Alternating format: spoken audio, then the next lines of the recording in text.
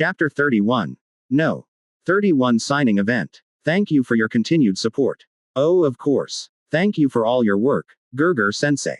+5 SP. I waved goodbye to the incredibly excited young man who was cosplaying Michelangelo as one of the event staff escorted him toward the exit. I adjusted the cardboard Mekamaru helmet over my head and greeted the next person in line. I'm a huge fan of yours, Gurgur-sensei. The young girl with the features of a prime mantis said as she held out volume 1 of my TMNT series. See, could you please sign this? Absolutely. What's your name, kid? I said as I grabbed the book from her. +5 SP. It's Ike M. Makoto. Well, Ike, thank you for enjoying and supporting my work. I said, my voice laced with appreciation. I can't wait for you to see the upcoming movie. We all poured our hearts into it. I will. I absolutely will. I waved goodbye as Makoto was guided off. Looking over to the left, I saw an extremely long line of excited fans waiting patiently to be next. A large majority of them were cosplaying characters from both my TMNT and DBZ series. There were even some individuals cosplaying characters from my other book series if the survival outfits, wizards' capes, and various space costumes were anything to go off by.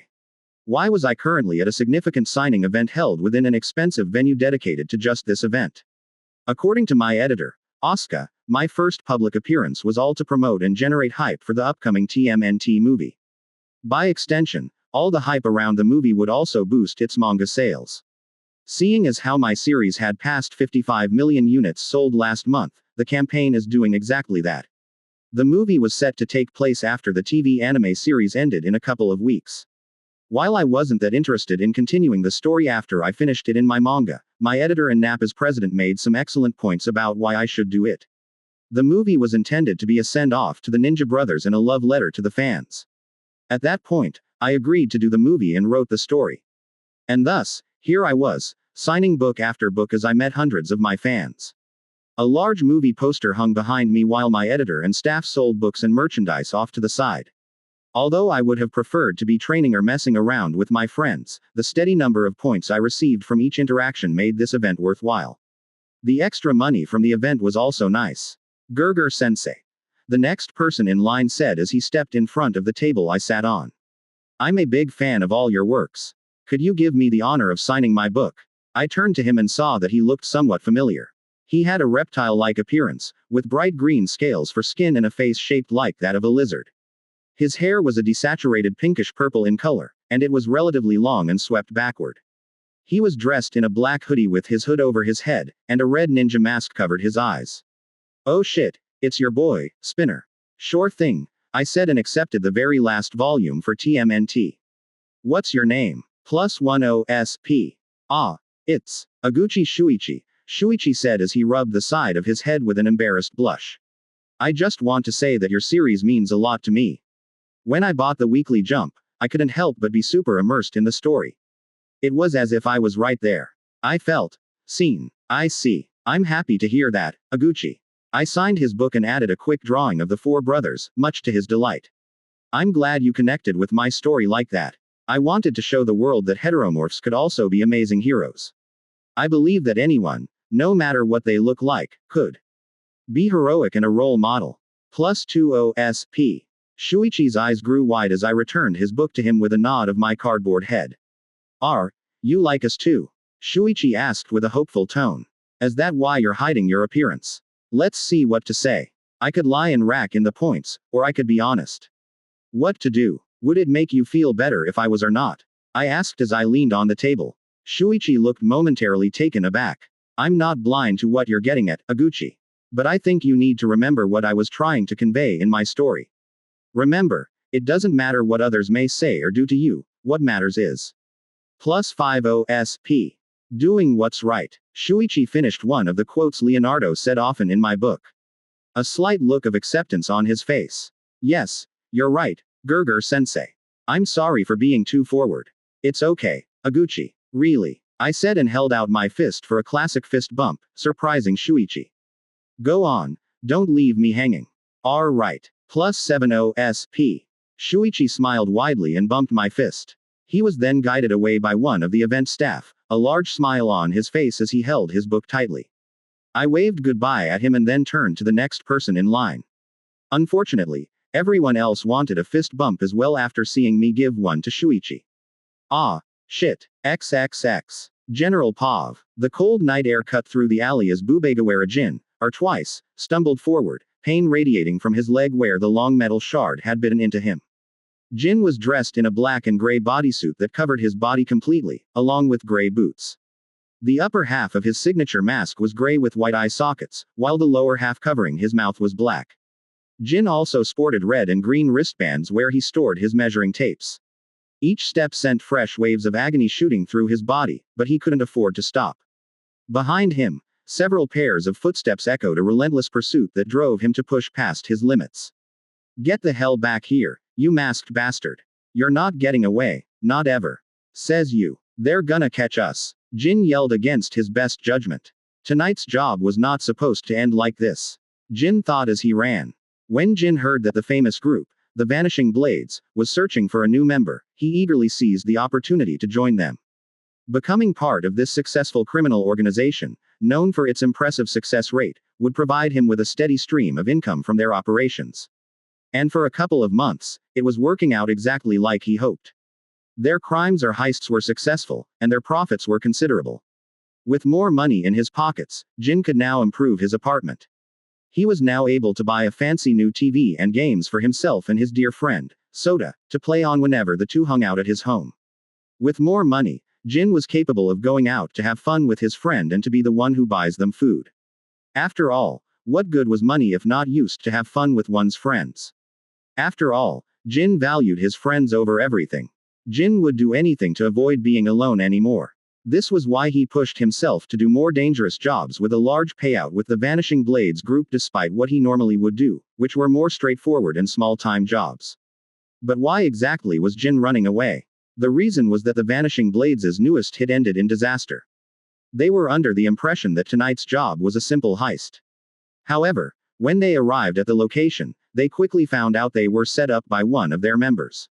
After fighting for his life with everything he had, Jin was able to somehow escape, leaving the rest of his criminal group for dead.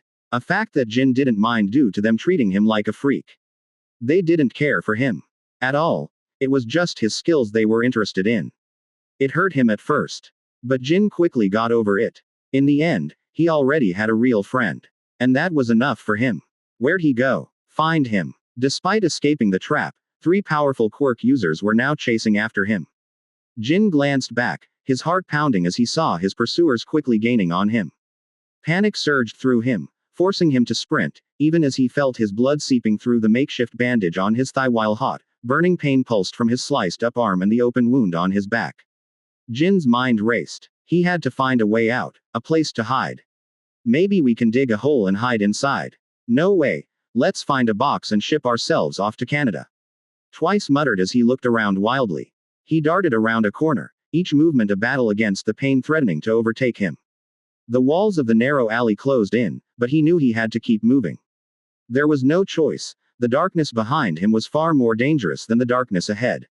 With a desperate edge, Twice spotted an open door to a nearby building, if only he could reach it in time. He pushed himself harder, the adrenaline flooding his system, drowning out the agony from his cuts. Shadows swirled as he plunged into the doorway, praying it would be enough to keep his pursuers at bay. Landing on a telephone pole a few ways away was a black crow. Seeing an injured Jin enter a building with a large number of persuaders after him, it quickly released a loud caw, alerting its fellow brethren. XXX. Shimizu Soda Pav. The warm glow of the restaurant enveloped me and Asuka as we settled into a cozy corner table, a flickering candle casting dancing shadows on our faces. The clatter of cutlery and the soft hum of conversation created a comforting backdrop as we perused the menu. I think I'm going to go with the yakitori, Asuka said, looking up with a smile. Her eyes sparkled in the candlelight. It sounds incredible. I nodded as I leaned back in my comfortable chair. My wrist and back are sore from the hundreds of signatures and pictures I've taken. That does look good. Let's see. What's the most expensive thing they got here? +5 SP. Oi, you're not doing this to me again. Asuka pointed at me with an annoyed expression. I know I said I would pay, but please be considerate of my wallet. I'll take that under advisement. After the waitress arrived, we went ahead and placed our orders. The two of us talked about today's events and the profit numbers from today's sales and tickets. From there, we moved on to talk about the upcoming movie. When our food arrived, the aroma filled the air, enhancing our hunger. Wow, this looks amazing. Asuka exclaimed, her mouth watering at the sight of her yakitori. I nodded as I watched our server place my order of gyudon in front of me. I felt my stomach growl eagerly as the two of us gave thanks before digging in. Just as I was about to place some food in my mouth, I saw one of my crows fly down in front of the restaurant's glass windows. It was Crow Miwa. Boss. Twice as in danger. Crow Miwa said in a panic, her wings spread out, catching curious looks from the pedestrians walking on the streets. Hurry. He's in terrible shape. Sorry, Asuka, I have to go. At Nobleman at. +5 SP. Without wasting any time, I stood up and threw down some money on the table. Before she could utter a word, I ran out of the restaurant in a flash. Shoving and pushing those aside as I did. Damn, kid, watch it. Hey, the youth these days. No respect. +5 SP. +5 SP. +5 SP. Running outside, I dashed around the corner into a cramped alleyway and jumped along its walls to reach the rooftops. Once out in the open air, I summoned Nu and hopped onto its back. As I landed on my Shikigami's back, Crow Miwa landed on my shoulder and told me where Jin was located while Jello, in his miniature form, materialized behind me. Let's go. Nu. Chapter 32. No. 32 Death Warrants. General Pav. Stop fucking moving, you bastard. Nah. At Nobleman at. Jin jumped back with a wince as he narrowly avoided the long blade arm of the man in front of him. The man had short gray hair and solid black eyes, and long, jagged blades made up his arms. Growling, the man tried to dislodge his arm from the steel pillar he ended up stabbing his blade arm into. Blast this crazy fucker, Tagawa. The man with blades for arms yelled, looking up at a figure standing on several stacked containers within the warehouse. Ha, already on it. Dashing behind a wooden box, Jin watched the box explode as a speeding ball of green energy crashed into it. Running away, Jin looked up to see a woman with short dark green hair place what appeared to be a bubble gum ball in her mouth. After chewing on it, she turned her head towards him and spat out another speeding ball of green energy. That's gross. Kinda cool, though, Jin said as he rolled back to avoid the speeding blast that smashed into the floor. Damn it, I'm gonna get caught. I need to make another me. I have to, Jin thought as he hesitantly raised his arm to activate his quirk. And no, I can't. Got you. A very large man exploded out of the brick wall Jin was running alongside. Jin grunted in pain as he was grabbed by his shoulders by the man's large hands. Jin squirmed as he tried to escape the large man's grasp, but the 4-meter-tall mutant who had him in his grasp grinned at his weak attempts. The Titan had red, plated skin with sharp white teeth. His muscles were capable of giving Endeavor a run for his money, as the only article of clothing he wore was a pair of old jeans. You wouldn't mind letting me down, do you? No. Rearing his arms back, the Red Titan threw Jin across the warehouse. His speeding body crashed through several wooden crates until he rolled to a stop. Jin gasped in pain as his body rolled to a stop. Pushing past the pain, he tried to push himself up, but all he felt was agony throughout his limbs. Looking down, Jin saw his blood began to pool under him, sending a wave of fear through him. No, if I'm not the original, I'm going to disappear. I have to get away, Jin thought as he looked around the warehouse for an escape route. But due to his tired and injured state, all he could do was turn his head to stare out at the large skylight on the ceiling. Come on, body. Move. You're losing your touch, Shigeo. Tagawa said as she landed a few feet away from Jin, causing him to jerk toward her. Fuck you. Just you wait, you crazy bastard, I'll rip you in two. The man with blades for arms, Shigeo, growled as he walked toward Jin's position with an enraged expression. I prefer you don't. I quite like being whole, Jin said as he tried to get up but only ended up grunting in pain. Shut it, you crazy freak. Easy now, Shigeo. The Red Titan, Ryo, said as he stomped over to stand next to Tagawa, who was chewing some gum. We still need to ask this guy where the vanishing blades hide their loot. Fuck the loot, Shigeo growled as he stopped over Jin's head, his blade arm pulled back. I'll take this guy's head to the boss instead. Shit, what do I do? Jin yelled in his head as Shigeo looked down at him with a wide, bloodthirsty smile. His arm swinging down at him, ready to slice his head off. I don't want to die. Not when things were finally going right for me. Shigeo, stop. Ryo and Tagawa yelled as they rushed to stop their angry companion from botching their assignment. Crash. Everyone froze as the large skylight above broke into hundreds of shards of glass as a hooded figure descended towards them. Turning to them, Sukuna slapped his hands together and spoke. Piercing blood. XXX. Shimizu Soda Pav. I watched my attack pierce straight through the right shoulder of the man with blades for arms. The man yelled in pain as he staggered away from Jin to grab the large bleeding hole in his shoulder after turning his blade arm back to normal.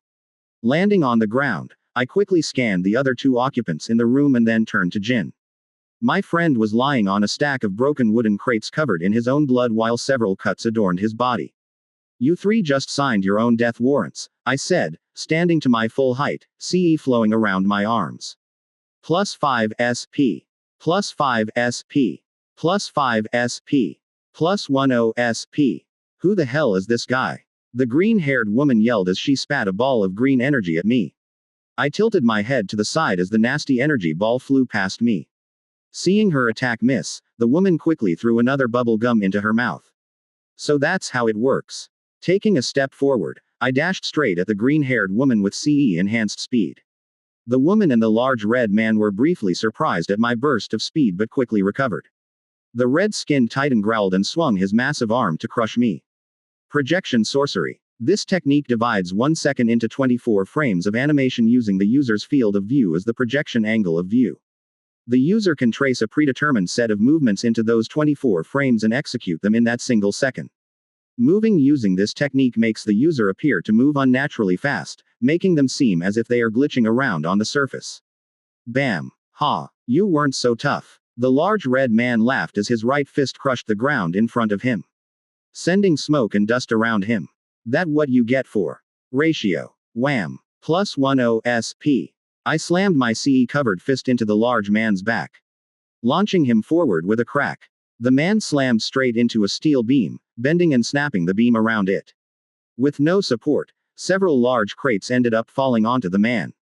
Ryo. You bastard. To her credit, the green-haired woman quickly recovered from the shock of seeing the red titan fly. She was about to spit another ball of energy at me when I suddenly appeared in front of her with projection sorcery. I slammed my hand over her fast-expanding mouth, causing her eyes to grow wide in terror. Bang, I muttered as her head exploded in a shower of gore and green energy. Thanks to my CE reinforcement, my hand was left with only a few scratches. +30 SP. I watched her body tumble to the ground and looked over to the man I attacked with piercing blood. Hey, you. Dodge. Mr. Blades for Arms was clutching his bleeding shoulder with a scowl. Why you? You fucker. I'll tear you to shreds. Using projection sorcery, I appeared right in front of him and punched the side of his head with incredible force. Due to the power of my CE-enhanced punch, the man's head did a full 360 spin, causing several disgusting cracks to pop out of his neck. Lifeless, the man collapsed forward onto the ground. +30 SP. I told you to dodge, I muttered and turned to Jin. Seeing that my attention was now on him, Jin tried to raise his hands in surrender but only managed to twitch his arms. Hold the phone. I'm not with them. Jin pleaded. Yeah, we're part of a completely different criminal group. Even when you're bleeding out, you're still the same as ever. I threw off my hood and deactivated my tattoos with a grin. You need a hand, bud. +50 SP. Soda. Jin yelled in shock, his eyes wide. Why are you here? Man, I'm happy to see you. I'll explain later. I crouched next to him and placed a hand on his chest. Now then, switch. Due to my body's current 4-technique limitation, I'm only capable of safely switching one of the 4 techniques I have equipped for another after a 2-hour cooldown. However, to bypass that wait time, I made a binding vow with myself that would allow me to switch any one of my 4 equipped techniques in an instant by saying the word, switch. But in doing so, I would be down a slot for 24 hours. This could be done a total of 3 times. Painkiller, I said as I switched blood manipulation for it and activated the technique, instantly stopping all of Jin's wounds from getting worse and numbing his pain. There, that should keep you together until I finish up with that red guy. +30 SP. Wow, I feel better. Hold on, red guy. Didn't you send him to go meet his mommy? Jin asked as he slowly sat up. Crack. Nah, I only knocked him down for a little bit, I said, turning my tattoos back on as we turned to look at a very angry titan stomp toward us. Ryo, I think his name was, turned to look at his dead companions, and his face contorted in what could be called unyielding rage. I'm going to smear you both all over these walls. Ooh, scary. +10 SP. As I took a step forward, Jin grabbed my pants, stopping me. I turned to him in confusion and saw the worried look on his face. I'm not sure what's going on or how you're capable of doing all this, Soda. But we need to run. This guy is too strong. I saw him rip one of my old crewmates into pieces. Pieces, I tell you. Relax, Jin, I said, patting his hand. I won't lose. I'm pretty strong myself. +40 SP. Stepping away from my friend, I cracked my neck and approached Ryo, who was now breathing deeply in anger. I stopped a few feet away from him and beckoned him on. Come on then, big guy. Show me what you. Blam. I moved to the side as his very large fist crashed into the floor where I once stood. Moving to his side, I landed rapid, fast punches to his ribs. Ryo shrugged them off and swung his entire left arm at me. Dashing back slightly to avoid his blow, I leapt up and landed 2 snap kicks onto his face.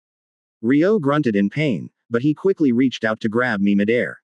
But before he could lay his hands on me, 2 invisible attacks knocked his head back. Divergent fist. Are kicks in this case. I landed on the ground and watched Ryo blink in confusion. A rather easy trick to avoid. Well, that is if you're a sorcerer. +10 SP. You damn brat. Ryo roared, his red-plated muscles expanding to absurd levels. I'll fucking kill you. Give it your best shot. Ryo roared and began to chase me through the warehouse.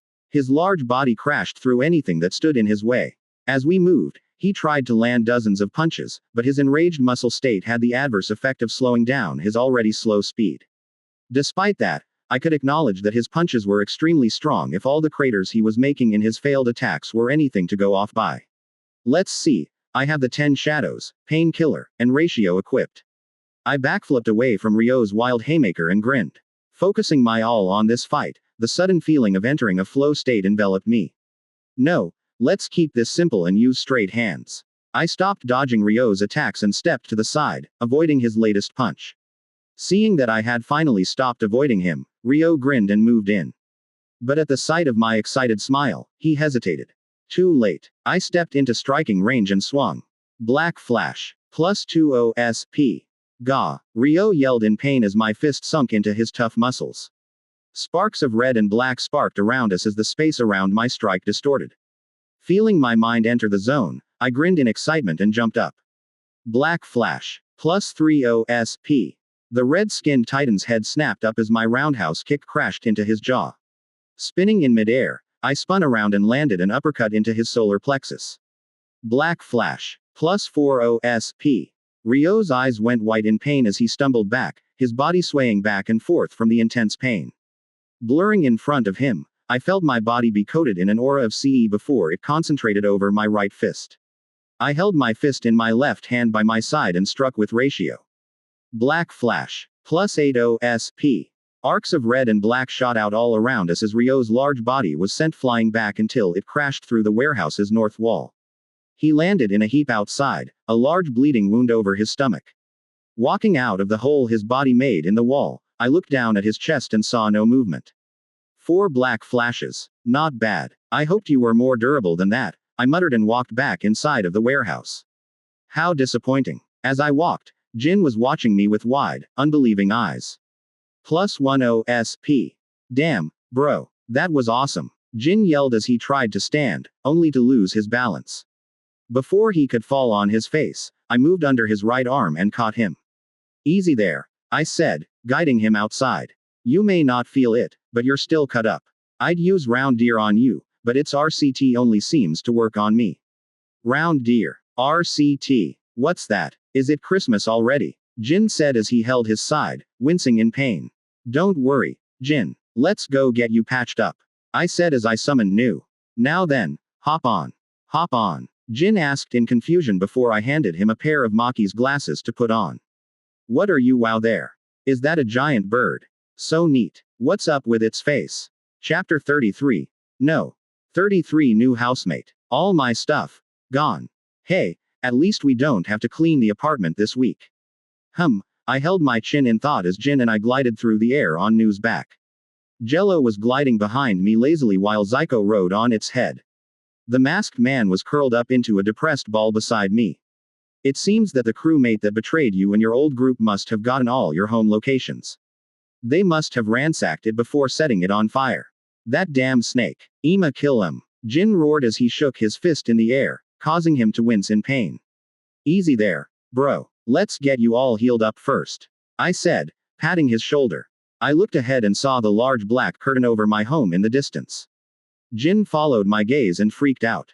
Crap, we're gonna crash. It's so spherical. Spherical. Relax. We'll be fine, I said as we effortlessly flew through the curtain. Jin patted himself after we passed by my barrier as if to check if he was all there. He then looked around at the large forest surrounding my home. Neat place. Wonder who it belongs to. It's mine. Seriously. Seriously. +10 SP. Nu landed on the courtyard and lowered itself so Jin wouldn't agitate his injuries any further. I helped him get to the ground before dismissing my Shikigami. Goodbye, you majestic bird. Jin gave Nu a salute as it melted into my shadows. May we meet again in the field of glorious battle. I slid under his arm and helped him move towards the main house, but before we made it too far, the shoji door leading to the living room slid open to reveal Himiko. Sukuna-kun, you're back. She jumped out to the patio but stopped when she saw Jin. Who's this? She asked before blushing. He's all covered in blood. Sukuna. Wait. As in the demon god. I ignored Jin's incredulous masked expression and turned to Himiko. This is Bubegawara Jin. He's a good friend of mine who will be staying with us. Jin turned to me in shock. Wait, really? +30 SP. Of course. I can't have my best buddy living out in the streets when I have more than enough rooms at my place, I said, watching as his wide eyes trembled. You're more than welcome to stay as long as you want. Soda. +50 SP. Yay. New housemate. Himiko celebrated as she got under Jin's other arm, an excited smile on her face. I'm Toga Himiko. How'd you get all cut up? Oh, do you mind if I taste some of your blood? I may not have enough to share. Absolutely. Go for it. I grinned as the two continued to talk to one another while I sat Jin down before patching him up. It was no wonder why the two got along so well in the original timeline. I could see that both Himiko and Jin were ecstatic to meet another person who didn't mind their individual quirks, which left them both to talk to one another with ease. There, I said as I applied the last bandage on Jin's back. The three of us were now in the dining room. All done. Now, let's go show you to your room so you can get some rest. Jin nodded as I guided him through my house. Himiko had stayed back in order to heat up some food for Jin. As we walked, I noticed that Jin was uncharacteristically silent. Soda, Jin said, not in his twice voice, but in his own. Thank you. Truly. +10 SP. Don't mention it. Besides, I still have to kick your ass in Street Fighter. Hey, yeah, you're right. +30 SP. XXX. Good morning, Shimizu-san. It's good to see you. 5x10 equals +50 SP. I blinked in confusion as a large group of my fellow students all bowed to me. I stared at them in confusion before looking over at the other students near the shoe lockers. Some smiled at me, while others quickly sped off with fear in their eyes.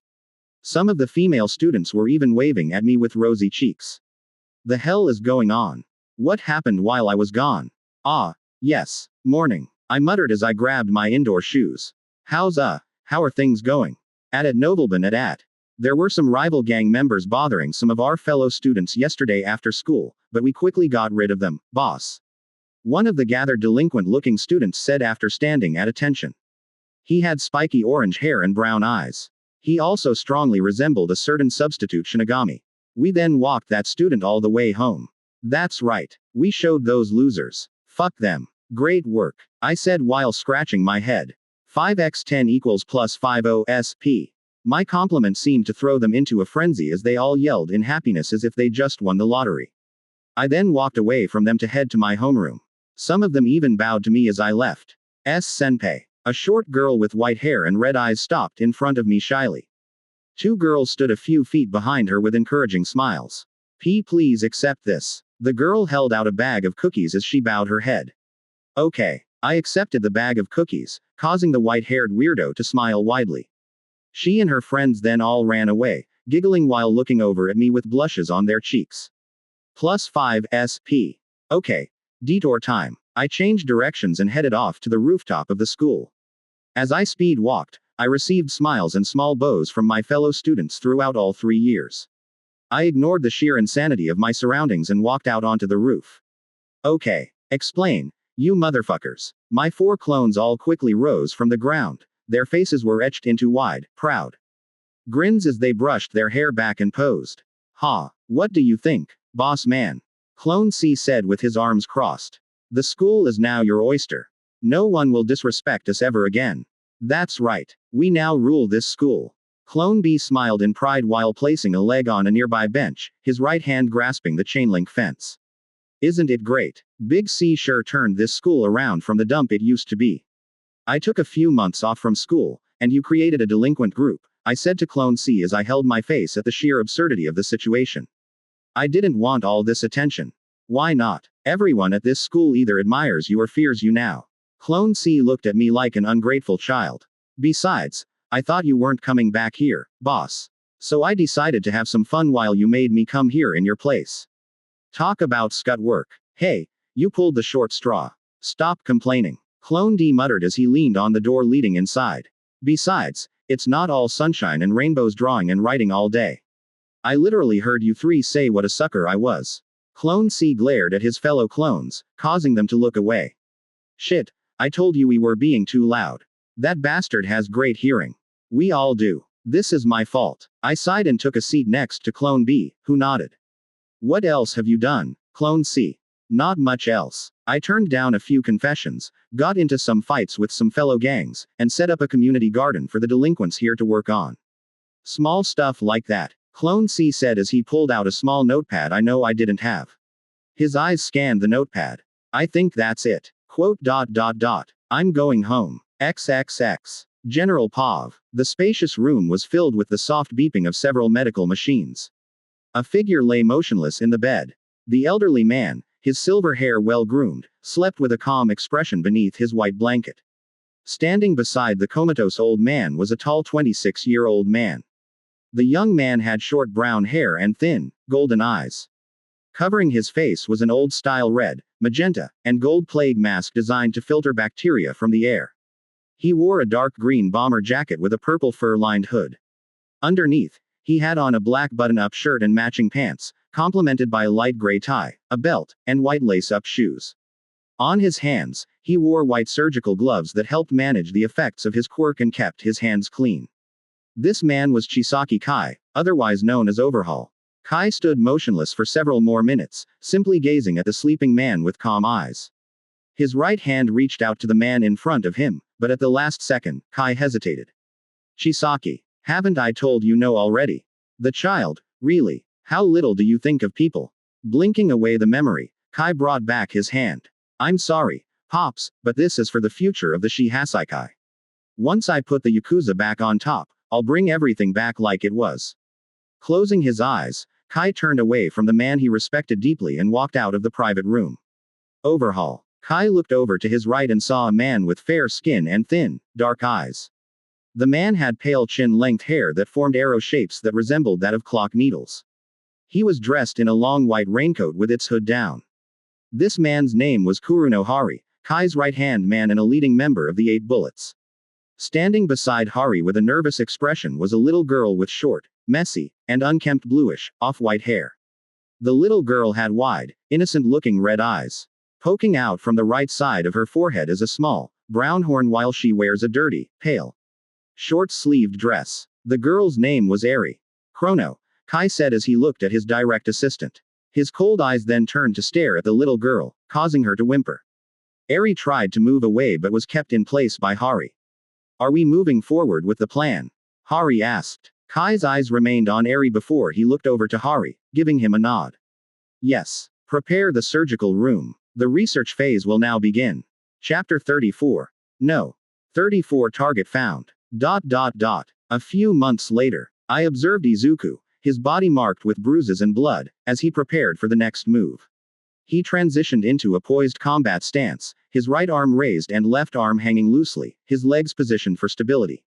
I acknowledged his stance with a nod and mirrored it. We advanced towards each other on the grassy field surrounded by trees, our eyes locked until our right limbs were mere centimeters apart.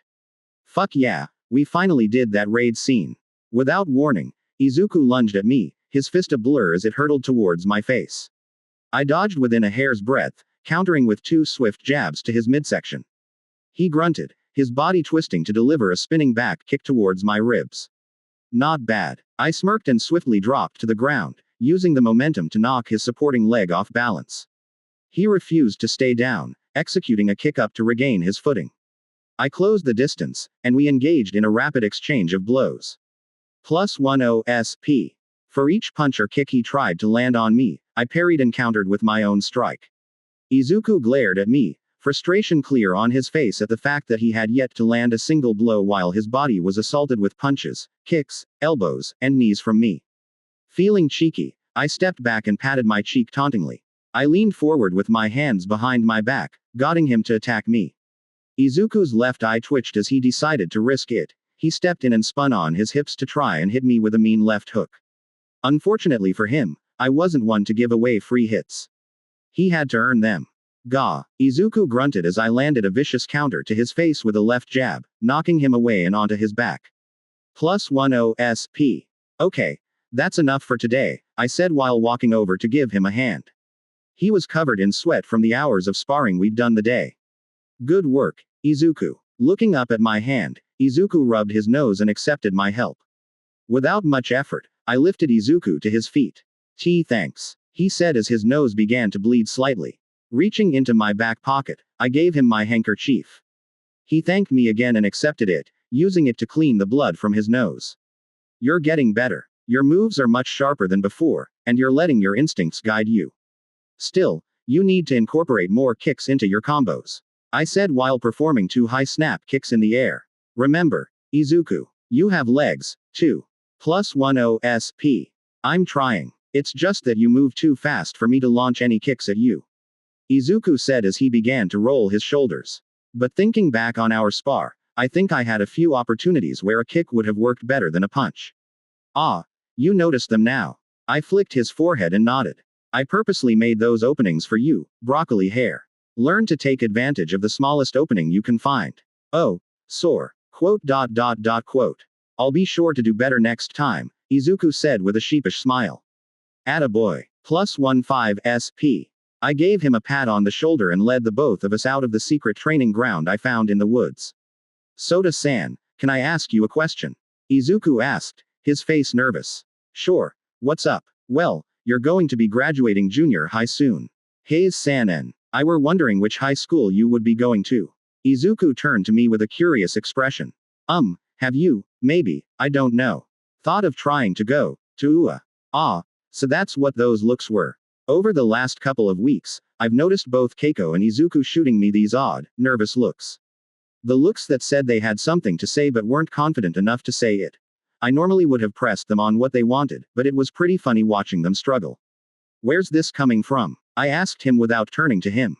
I'm sure Kiko's told you what I think of heroes. She has. Izuku came to a stop, his eyes focused on the grass.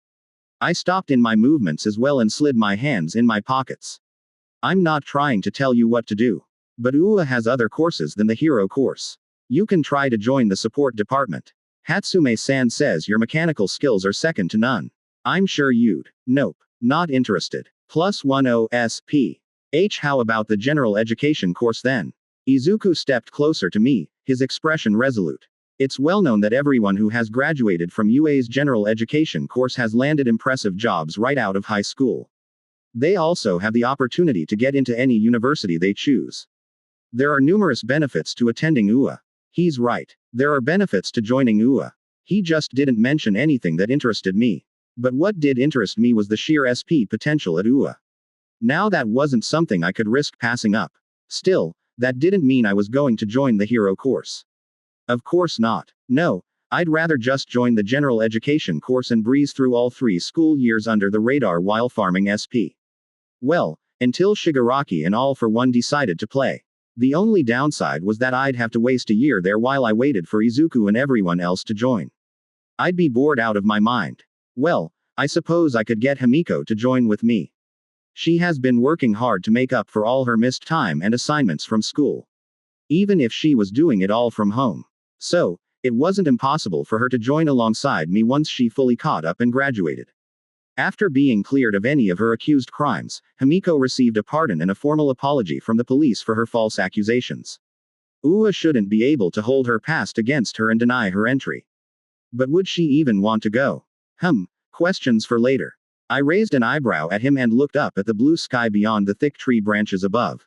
Where's this coming from, Izuku? No, I was just. Ua is your and Kiko's dream school, Izuku. Not mine. I turned to him with a playful frown. Besides, I was thinking of dropping out of school after I graduated junior high. +15 SP. What? Izuku said in surprise. But that would be such a waste. You're incredibly smart, and your hand-to-hand skills are on a completely different level. Not to mention your mechanical knowledge. Please, Soda-san, reconsider. Relax. I was just yanking your chain. I patted his hair and motioned for him to walk. Look, I won't promise you anything, but I'll give Ua some thought. Maybe I'll go just so I can mess with Mei, Keiko, and you once you three join. It'll be a riot. You'll be calling me senpai and all that underclassman stuff. Is that the only reason you would go? Do I need more? I said before breaking out into a run. Come on. We gotta hurry up and finish our 10-kilometer run before it gets dark. We don't want your mom to worry about you coming home late again. Right. Wait for me. XXX. Ua. Himiko muttered while looking over to me from across the dinner table. You wanna go to Ua? Seriously. +10 SP. That doesn't sound like you. I knew it was too good to be true. He must be a sleeper agent. Jin said as he pointed at me with his chopsticks. +10 SP. Yeah, I know how it sounds. I chewed on some of Himiko's curry with a thoughtful look. But it's not for the hero course. It's for general education. Even still, isn't that sorta dangerous for you, Sukuna-kun? Himiko turned to me with her brows arched. Sukuna is a wanted villain that every hero in Japan wants to catch after the news you beat up Mirko got out. You're like their golden snitch. Toga-chan has a point, Soda. You'd literally be walking into the lion's den with this choice. Jin said sagely before shrugging. But what's life without a little thrill? Maybe you'll get yourself a girlfriend there. You are at that age, after all. Snap. Jin and I turned to Himiko. She was smiling widely with her eyes closed. The chopsticks in her hands were snapped in two. Which was concerning, considering they were some of our nicer chopsticks, which were made out of stainless steel. Damn girl. Do it again. Oh, my. It seems we got some defective chopsticks. Himiko said as she stood up, that wide smile still on her face. I'll go throw these out and get a new pair. Jin and I looked at one another with a, what the hell was that, expression before shrugging. Still, Toga-chan is right. You going to Ua is risky. If they pick up that you and Sukuna are one and the same, then you'll have an entire school full of pro heroes on you. Jin said. What is it that you're trying to get out of that school that you can't get anywhere else? But loads of SP. I guess, it's because I'd want to be able to go to the same school with all of my friends. I said while rubbing the back of my head, my brain formulating a believable excuse. Because after Izuku, Keiko, and Mei graduate, I'm sure they'll be super busy to the point we all won't be able to see one another like we do now. I know I won't see them until year after, but at least I'll get to be their annoying senior when they do. How's that? What am I saying? I wouldn't even buy what I said. +10 SP. +10 SP. I see. Well, I guess that's fine then. Jin shrugged and went back to eating. Good luck with the entrance exams. I guess if that's how it is, then it should be fine, Himiko said as she retook her seat, a new pair of chopsticks in hand. Don't worry. I'll be sure to get in with you. Oh, I'm getting all excited to go to school with you and everyone else. Never mind then. I suppose I shouldn't be too surprised at my housemates' reactions. Himiko and Jin were rather simple and straightforward. While they gave me some initial pushback due to the chance of getting caught, they didn't try to dissuade me from doing what I wanted. That pretty much fell in line with who they were and their beliefs. Thanks, you too. I ended up saying this without much thought. They both turned to me with a smile and a thumbs up in Jin's case. No worries. What are friends for?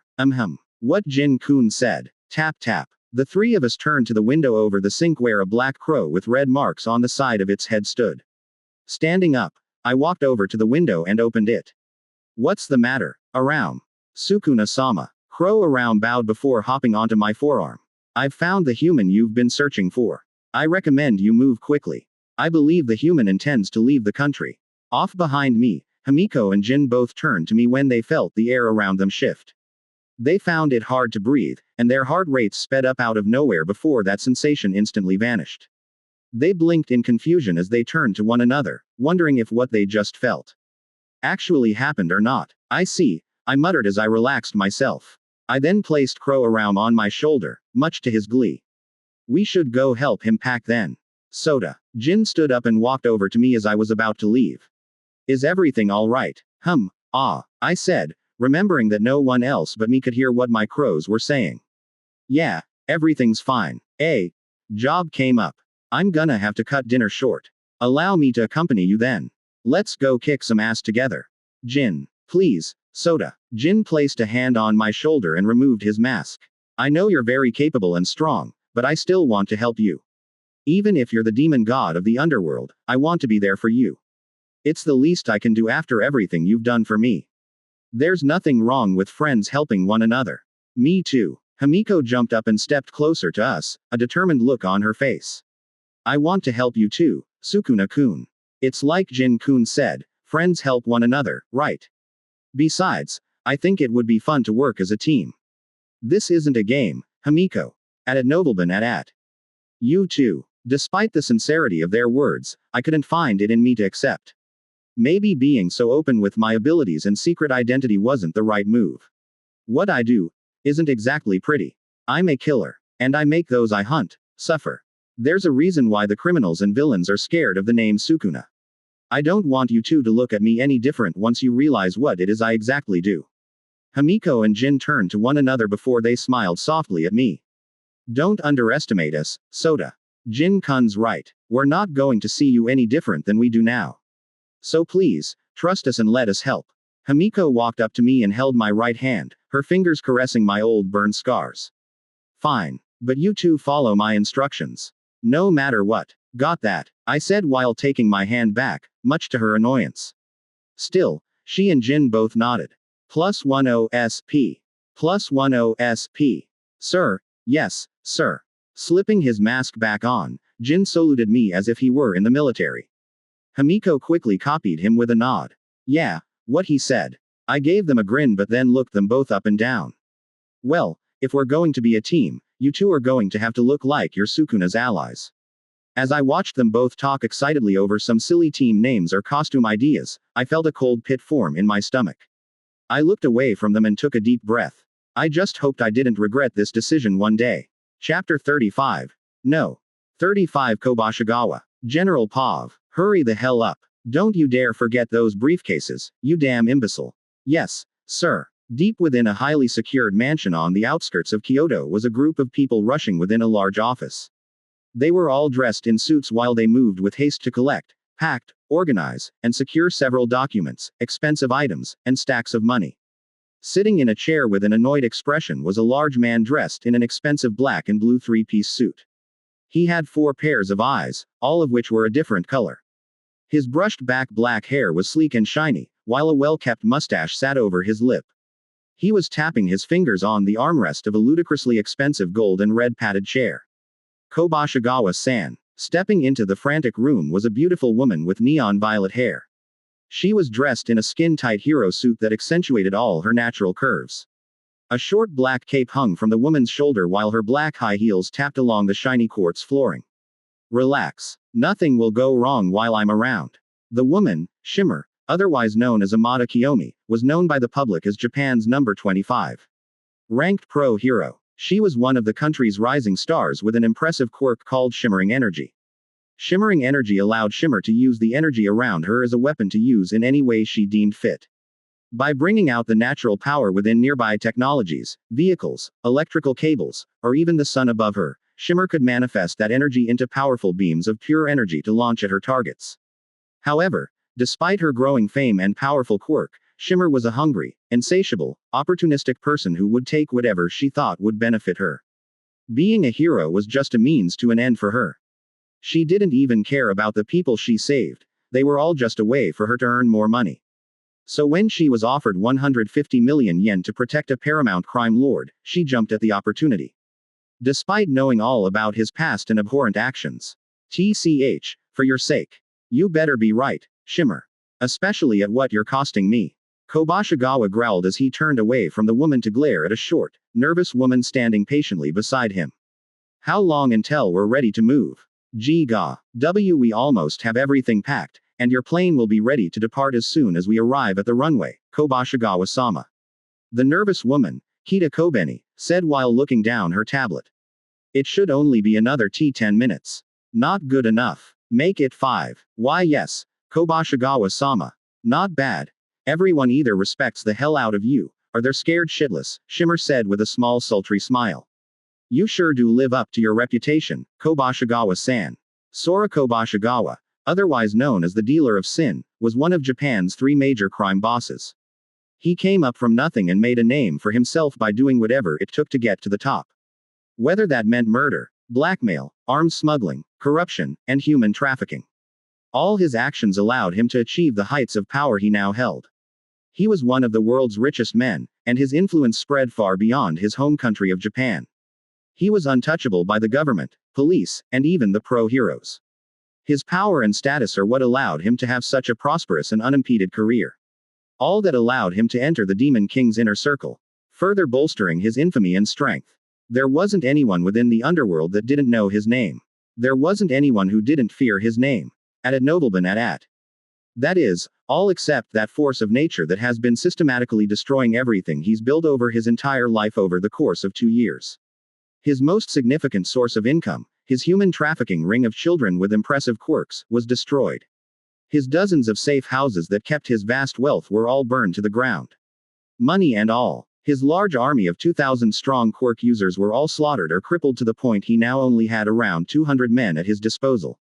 Not even his most trusted and loyal business partners wanted anything to do with him for fear of gaining the demon god's attention. That damn bastard, Sukuna, Kobashigawa growled, the armrest under him cracking under his grip. I'll fucking have his head for what he's done. I'll never stop coming after him until I get payback. Did you say, Sukuna, as in the king of curses Sukuna? Shimmer said in shock, turning an angry look at Kobashigawa. You didn't say that's who was coming after you. Shut up, Kobashigawa yelled, shooting to his full height of 2.5 meters. His 4 eyes shrank into slits as he glared at the shaken hero. I've already paid you your wage, woman. Now you either do your job, or I'll skin you and your entire family. Line 1 by 1. Is that clear? Crystal. With a huff, Kobashigawa walked away from his chair and began yelling at his staff to quicken their already fast pace. Shit. What did I get myself into? Shimmer mumbled and left the room to head to the mansion's electrical room. Once there, she grabbed a pair of thick electrical cables and begged to absorb the several thousand bolts of electricity. As she did so, her violet eyes glowed with power. I'm sure all those rumors I heard of him were all blown out of proportion. I'll just kill Sukuna and be done with this dumb job. Shimmer said with a smile. Yeah, this'll be a walk in the park.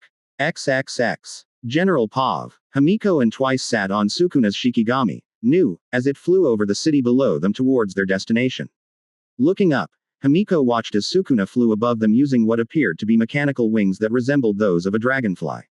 Sukuna was dressed in a black haori with a white kimono and black undershirt that was connected to a black hood that hid his features.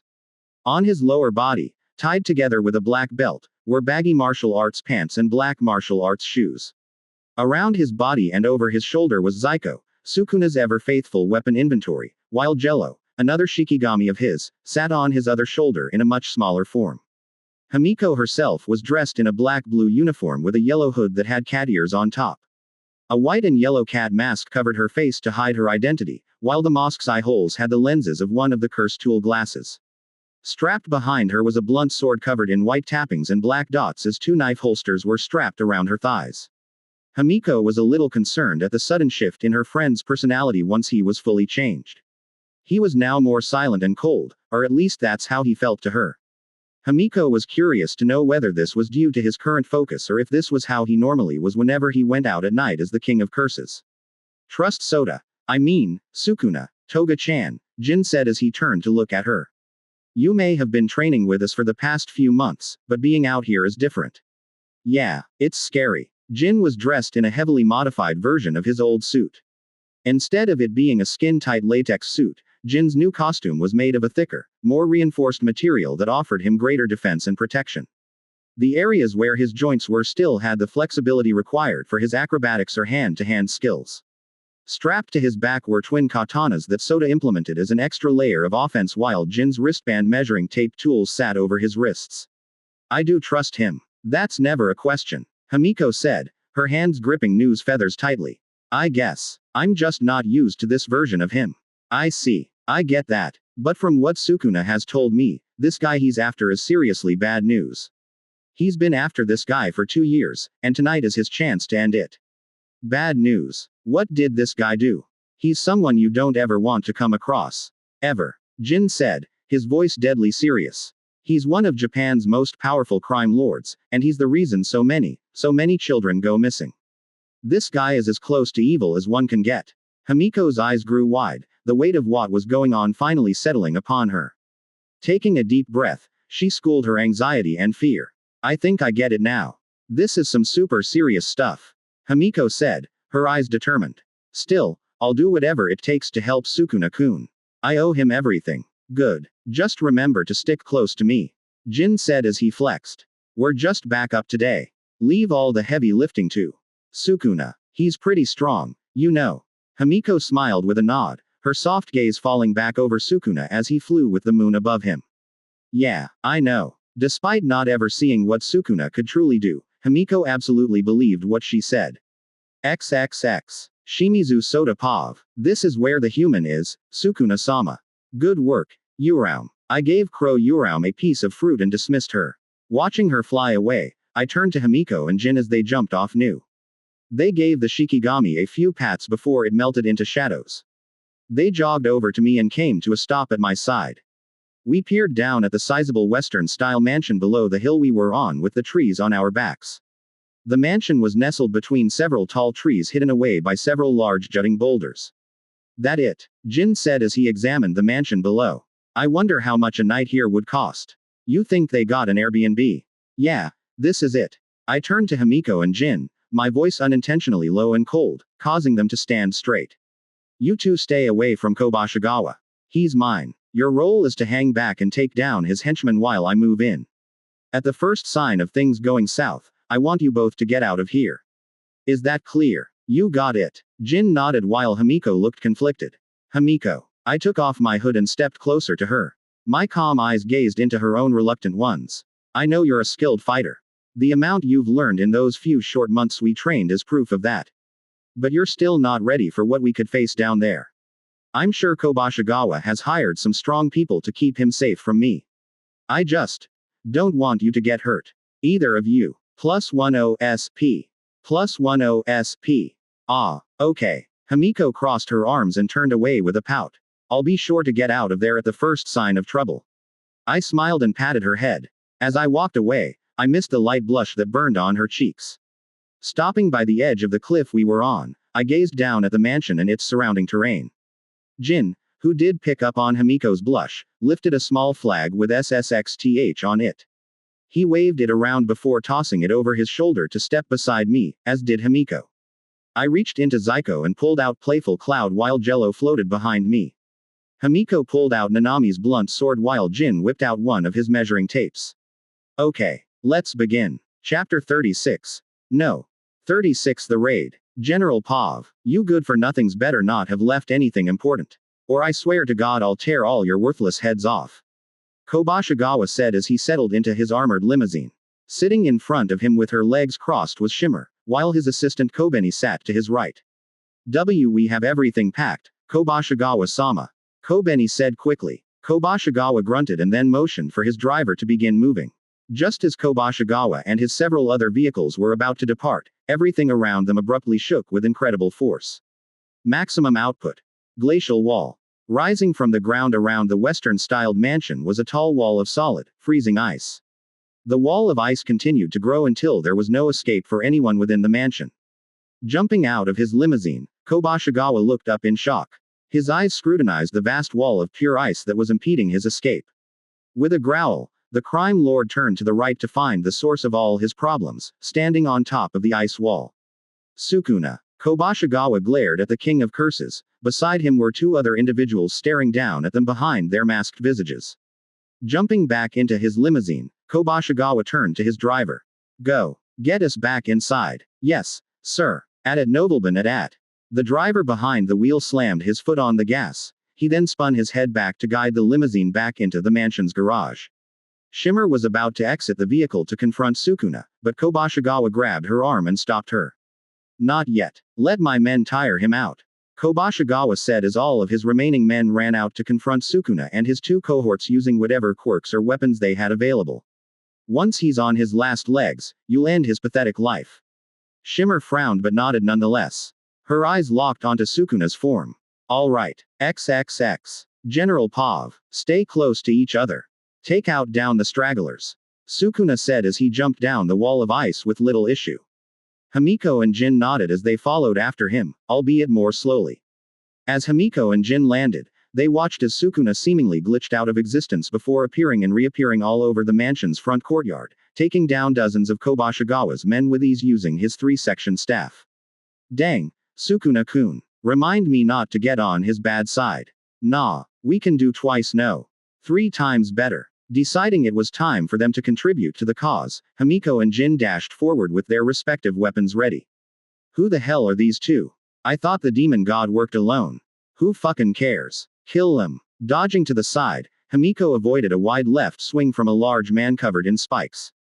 Glaring at him from under her mask, she gripped her blunted sword and swung. Remember, Himiko, this may look like a short, blunt sword that can't cut anything. But this blade is so much more than that. Within this blunted blade is an imbued technique that can land a critical strike if you can land a hit on the 7-to-3 ratio point on your target. I'm going to show you how to find that point. Remembering all of Sukuna's training and teachings, Himiko's eyes scanned the spiked man's body and settled on a single point directly below his hip. There. Himiko slashed her blunted weapon directly at her target. Before her very eyes, a flash of black and a long line with 10 lines appeared before her. At the 7-to-3 ratio point of that line, Himiko saw a red dot explode a brilliant red. Gah! The man covered in spikes yelled in agony as his body was suddenly flung back with a violent spin. With a loud thud, the man landed on the ground. Himiko stared at him for a few seconds and sighed in relief as she saw him breathe. Okay, at least now I know how much force to use. She thought before looking down at her weapon with a twinkle in her eye. Seeing that, several of Kobashigawa's men paused and looked at Himiko with caution. Wow. Beneath her mask, a wide, confident grin grew on Himiko's face. This is going to be fun. Off several feet away, Jin leapt over 2 rushing men as they tried to tackle him onto the ground.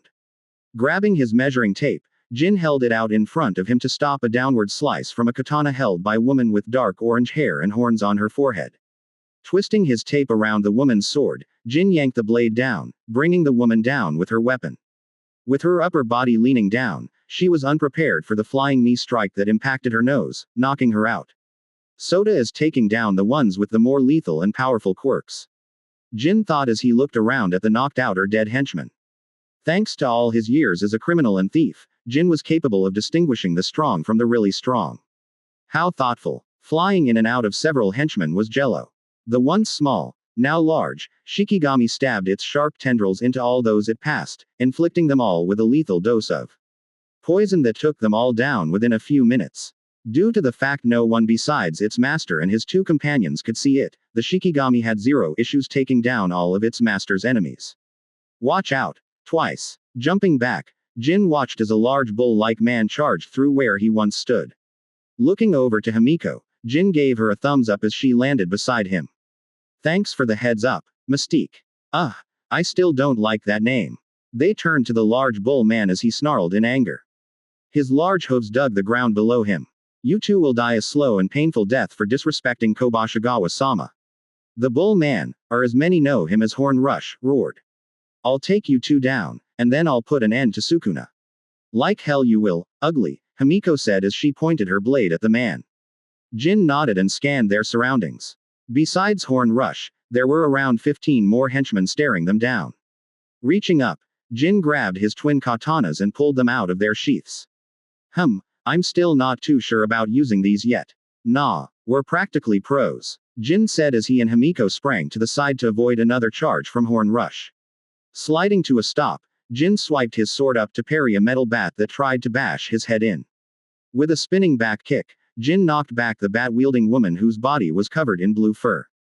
Spinning in place, Jin landed a thin cut on the chest of a man who tried to stab his long, sharp fingers into his stomach. What a cheap move, attacking a man when his back is turned like a pussy. Several feet away, Himiko was performing a series of backflips to avoid an upward swipe of Hornrush's horns. Spinning in midair, Himiko pulled out one of her extra knives and drove it down into the shoulder of a man with gray skin that was directly below her. The man's singular eye grew wide as he yelled in agony before Himiko slammed her blunt sword into the side of his head, knocking him out. Standing up, Himiko watched as Jin wrapped his measuring tape around Hornrush's head as he rode on his back. Yee-haw, ride him, cowboy. Get off me, you bastard. From behind, 4 of Kobashigawa's men tried to rush Himiko's while she was seemingly distracted. Noticing their approach, she reached inside her knife holster's small side compartment to take out a small red pill. Unfortunately for the men who thought they would take down Himiko with her back turned, she was trained by one of the most skilled hand-to-hand fighters on the planet to be hyper-aware of her surroundings. Nice try, Himiko yelled as she popped the pill into her mouth. Biting into it, Himiko felt a swell of strength fill her as she ingested Sukuna's blood. Blood doping. It was a new method for Himiko to quickly gain the physical traits of the person whose blood she ingested using her quick, boosting her strength and speed without having to transform fully. While this method of activating her quirk resulted in her quirk's true potential being dulled down, it still granted her a short burst of some much-needed power, which came in handy in a pinch. Gah, ah, fuck. Himiko slid to a stop as she landed 4 perfectly executed strikes with her blunted blade onto her 4 would-be attackers with quick speed. Each of her strikes activating the blade's imbued technique of ratio into her targets. One by one, they all landed from being launched back from her attacks in a heap of mangled or bruised limbs. Breathing in exertion, Himiko looked over to the large hole leading into the mansion. Sukuna-kun. Good luck. XXX. Shimizu Soda Pav. Around this corner. He's behind that wall. Stepping around the corner of the long hallway, the terrified young woman who was crying the whole time pointed at a massive wall made up of what I could only assume was heavily fortified steel. Several pillars and expensive-looking furniture sat all around the wall. Stepping beside the woman, she squealed in fear at me but remained in place. She then pointed at the wall with a trembling finger, her expression seeming to be on the verge of throwing up. There. The woman, Kobeni, whispered. Please don't kill me. I never wanted to do any of this. My parents made me get a. Shut it. I didn't ask for your life story. I muttered before heading towards the wall where Kobashigawa was hiding behind. Now get out of my sight. +10 SP. Why yes. Thank you. Sukuna-sama. Kobeni said as she quickly ran away through the halls where several unconscious or dead, bloodied bodies lay. That woman seemed familiar. With playful cloud in my hands, I walked towards the wall before sensing the air in front of me shoot up with heat. This caused me to immediately dodge to the side as a high-speed beam of energy shot through the wall to my right like a hot knife through butter. +5 SP. Sukuna. A woman with violet hair dressed in a hero costume said as she walked around one of the room's pillars. The king of curses. From the way everyone talks about you, I thought you were this huge 4-armed monster with an extra set of eyes. But seeing you know, I'm a little disappointed. That's a terrifying close guess. The pro-hero. Shimmer. I said while examining the woman. I remembered Shimmer from one of Izuku and Kiko's long conversations over some of Japan's rising heroes during one of their breaks. From what I could recall, Shimmer was capable of shooting high-powered blasts of energy from her hands and mouth. The latter being something she didn't do too often. Her quirk needed a constant supply of external power to work, but seeing as how several arcs of electricity sparked around her, she was fully charged. Glancing at the burning holes in the several walls her attack caused, I couldn't risk getting hit by any of her blasts. That meant getting in close to her was my best move. I couldn't give her the breathing room to launch any more of her energy blasts at me. +5 SP. Oh, the great old demon god knows about little old me. I'm flattered, Shimmer said as she placed a hand over her chest with a mocking smile. I'm impressed you made it this far. Kobashigawa-san had some rather powerful grunts stationed all along his mansion leading here. Even I would have had some problems getting here unscathed. But here you are, looking pristine. How impressive you are, but is that some sweat I'm seeing on your body? Shimmer then held out a hand towards me. Sparks and arcs of energy ran up her body before coalescing into a concentrated ball in front of her palm. However, this is as far as you go. Now, then, Could you do me a favor and die? In a flash, a powerful beam of energy was sent careening towards me. Chapter 37. No. 37 Sukuna vs. Shimmer. I slid under the energy blast above me as it drilled straight through the wall behind me. Rolling to the side, I jumped onto the right wall and created 3 ninja stars with construction. Rearing my arm back, I launched them straight at Shimmer. The hell? Shimmer cancelled her attack and leaned back to avoid the flying projectiles before making a gun shape with her hand. Several bullets of energy were shot at me from her finger, causing me to weave in and out of their trajectory. As one of the energy bullets was about to slice through my head, I swung Playful Cloud into it, causing it to explode into embers of light. Not bad. I can see why you're one of Japan's rising stars, I said as we eyed one another carefully. Still, that won't save you from me. +5 SP. That's so. Shimmer grinned, her body pulsing with energy. What are you going to do? Kill me? Yes. I glitched out of Shimmer's eyesight as I used projection sorcery to close the distance between her and me quickly. The corrupt hero's eyes widened at my seemingly impossible speed, causing her to growl and slam her hands on the ground, sending a large wave of energy down the long hallway, shattering and scorching the entire floor. What an incredibly destructive ability. Canceling my projection sorcery, I leapt over the wave of energy and used Construction's liquid metal to create 3 Wolverine-like claws over my hands. Stabbing them into the wall, I clung horizontally and eyed Shimmer. Anchoring my feet with spikes, I slammed my hand on the wall and activated one of my newest techniques. Yuroun's Ice Formation. This cursed technique allows its user to lower the temperature around themselves to extreme levels of cold. These freezing temperatures allow the user to produce ice and frost at will, which enables them to create multiple sheets of solid ice by simply touching a surface. Frost Flash. Immediately, a wave of sharp ice spread out from my hand, heading towards Shimmer. Seeing this, Shimmer dashed off to the side and swung her arm in a wide arc, releasing a wave of energy that destroyed my ice attack. Now's my chance. Using projection sorcery, I sped off toward Shimmer and appeared right beside her, much to her shock. +5 SP. How are you so fast? Shimmer roared as I swung Playful Cloud into her raised arm. She clenched her teeth in pain before she pointed her arm right at my chest. Spinning my staff around me, I smacked her forearm up, causing her to release her blast above us, striking the ceiling above. Stepping in, I swung my elbow into her left bicep with a vicious swing. Ah! The so-called hero yelled in agony as she hobbled back, holding her ruined bicep. Glaring at me, Shimmer pointed her hand at me and blasted a beam of energy. Due to our close proximity, I barely managed to dodge the beam by leaping back. The top half of my hood was burnt away, revealing my face to Shimmer. +10 SP. Kid, you're telling me the scary demon god is just some snot-nosed kid? Shimmer roared as her injured bicep began to swell an ugly shade of purple. How dare you? How dare you? Easy there, lady. You'll get wrinkles if you keep making that face, I said mockingly. +5 SP. Shimmer raised both of her arms despite her pain, with the bottom of her palms pressed on one another as a large ball of power began to form rapidly. Seeing the rapid buildup of power, my eyes grew wide as I slammed my hands onto the floor. Take this. My ultimate attack. Shimmering Flash. Maximum output. Frost Calm.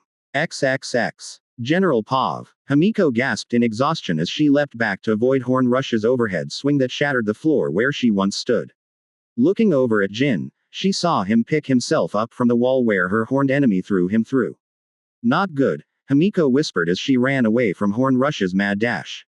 Does this count as the first sign of trouble? Rumble. Himiko, Jin, and Horn Rush all paused as the mansion's roof exploded in a swell of energy and large pillars of ice.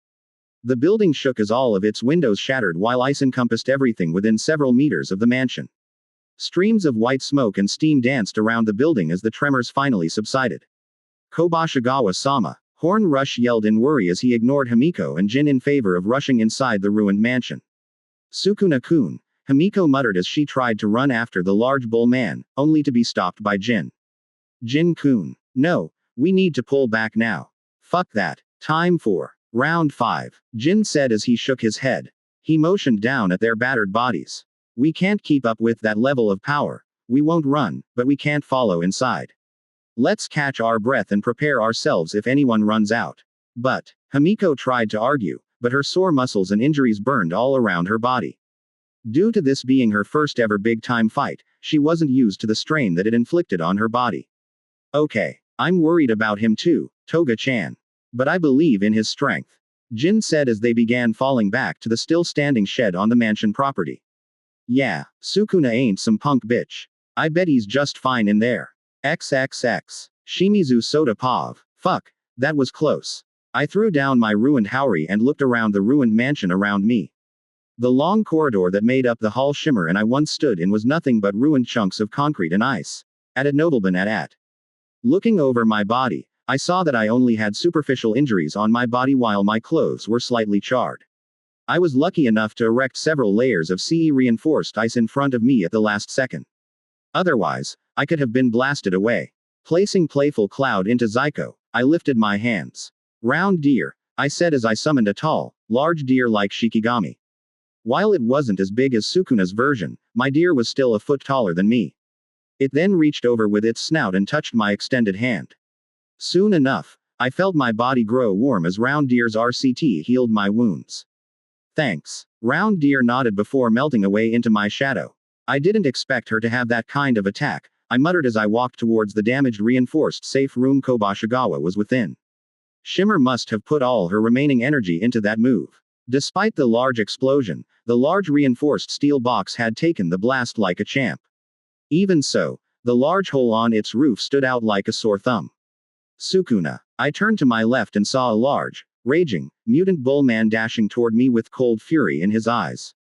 The mutant was covered in cuts and bruises as he quickly closed the distance between us. Sighing in annoyance, I made an elephant-like hand sign. Max Elephant. Quickly rising from my shadows, Max Elephant shot out a large wave of water at the raging bull man, causing him to slow down to a stop. He raged at me while he tried to push through the torrents of water. Nu. Flying toward the bull man, Nu screeched and released several thunderbolts down at the bull man, causing him to shout in pain as his body was assaulted with several thousand bolts of electricity that were further amplified by the water surrounding him. I stopped my Shikigami's attacks as the large bull man fell forward onto the ground, his body charred and smoking. Dismissing both of my Shikigami, I made my way over to the large reinforced steel box. Damn, I'm starting to run low on CE. If I run into another strong fighter, I may be in trouble. Reaching the structure, I looked down to see Shimmer propped up against the safe box. Her eyes were glazed as her breaths came out in slow, wet wheezes. Shimmer's body was covered in cuts, burns, ice, and blood. Several parts of her costume were ripped to shreds while her left arm and right leg were nowhere to be seen. Help me. Shimmer wheezed out as her eyes looked up at me. I stared down at her with no emotion rising within me. All I felt was nothing.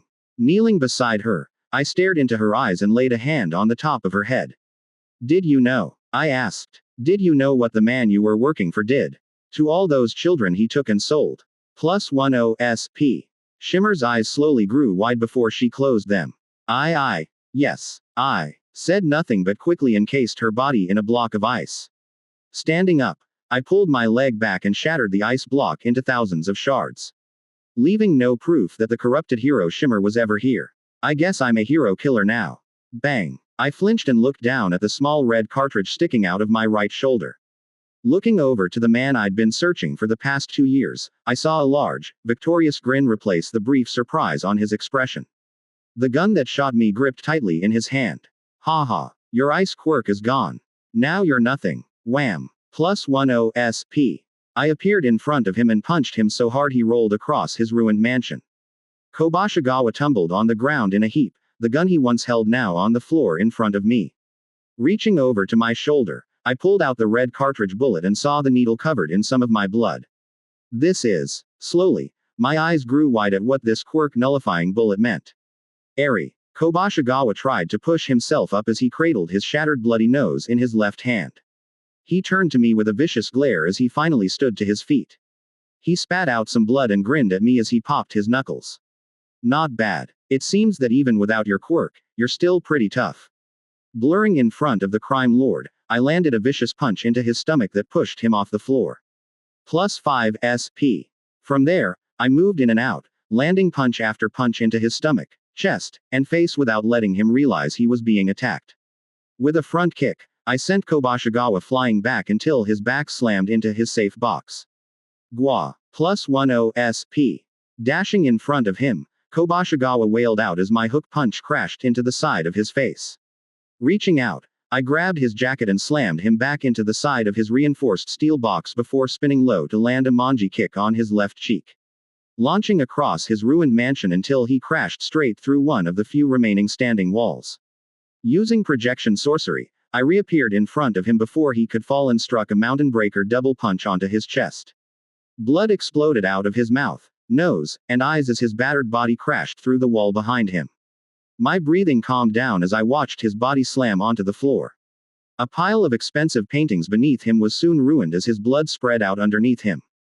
Walking next to him, I bent down and grabbed his hair. Yanking him up, I held his bruised and ruined face close to the red cartridge I had in my fingers. Answer. Where did you get this? I bought it from the Shi Hasaikai, to take away your quirk. So I could kill you. As that's so, I said before placing the bullet into my pocket. I then held out my hand and created a block of ice in my palm, shocking him. +15 SP. That's impossible. You shouldn't be able to use your quirk. Kobashigawa muttered in despair before I created a very sharp icicle in my hands. He stared at it with fear before I jammed it into his shoulder. Tell me, where did you buy this bullet? I said with a flat, even tone. Twisting the icicle in his shoulder, the man grunted in pain.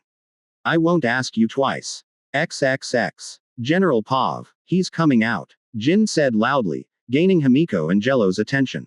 They all turned to see Sukuna stalk out of the ruins of the mansion, but before they could wave at him, they paused. The stone-cold expression on their friend's face set them all on edge. Pausing, Sukuna looked around at all the unconscious or dead bodies with an impassive glance. He quickly noticed that the only dead bodies lying around were from the goons he and Jello killed. Slowly, a small grin grew on his face as he turned to where Himiko, Jin, and Jello floated. Not bad, you two, Sukuna said as he rubbed the back of his head. All the traces of his overpowering negative energy receded back into his body. I'm impressed. Sukuna-kun. Himiko yelled as she ran over to jump into his arms. She snuggled into his chest as Jin walked over. Is it done? Jin asked. Hearing Jin's question, Himiko stepped back, a severe expression on her face. Sukuna frowned and slowly nodded. Yeah, it's done. Sukuna nodded before lifting a small red carriage with a needle on one end. But it's far from over. Chapter 38. No. 38 A hero in the making. Midoriya Izuku pushed himself off the ground, determination written on his face as he embarked on his morning jog through the streets of Musudafu. The sun was just beginning to rise, casting a warm glow over the city, and he could feel the cool morning breeze against his skin. With each step, he focused on his breathing, body movements, and rhythm. Remember, Izuku, controlling one's breathing can be the difference between losing and winning. If your breathing is wrong, then your body and mind will be too. Sota said from his spot on Izuku's back as the green-haired boy struggled to do push-ups.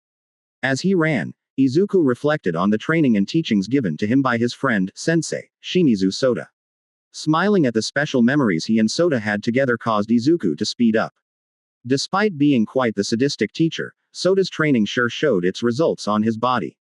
After all, a 12-kilometer run was a cakewalk for him now. All his training would soon pay off when it helped him secure his spot at UA. Once he got there, his dreams of becoming a hero who saves everyone, just like All Might, would one day become a reality, quirk or no quirk. This thought motivated him as his feet pounded rhythmically against the pavement. He envisioned himself breaking through his current limits, reaching new heights, and rescuing those in need. Yes, Izuku, you can be a hero, Sota said as he placed a hand on Izuku's trembling shoulder. A hero. Of course, you can become a hero. Keiko exclaimed with a fist pump from where they sat on the grass. That's right, I can be a hero. I just have to work twice 4 times harder than everyone else. Izuku said as he was all but sprinting now. He wasn't even aware he left his own city.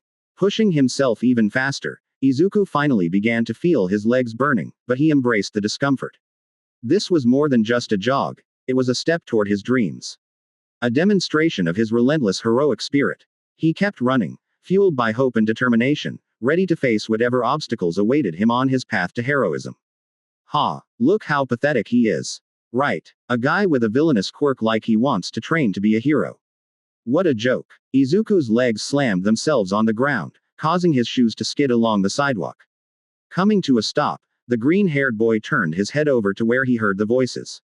Suddenly, a loud thud followed by a cough echoed out from a nearby alleyway. Walking closer, Izuku leaned his head around the corner. Standing over a downed purple-haired boy who seemed to be lacking some sleep were two boys around Izuku's age dressed in tracksuits. The boy on the left had combed back dark red hair, while the other had short teal-colored hair.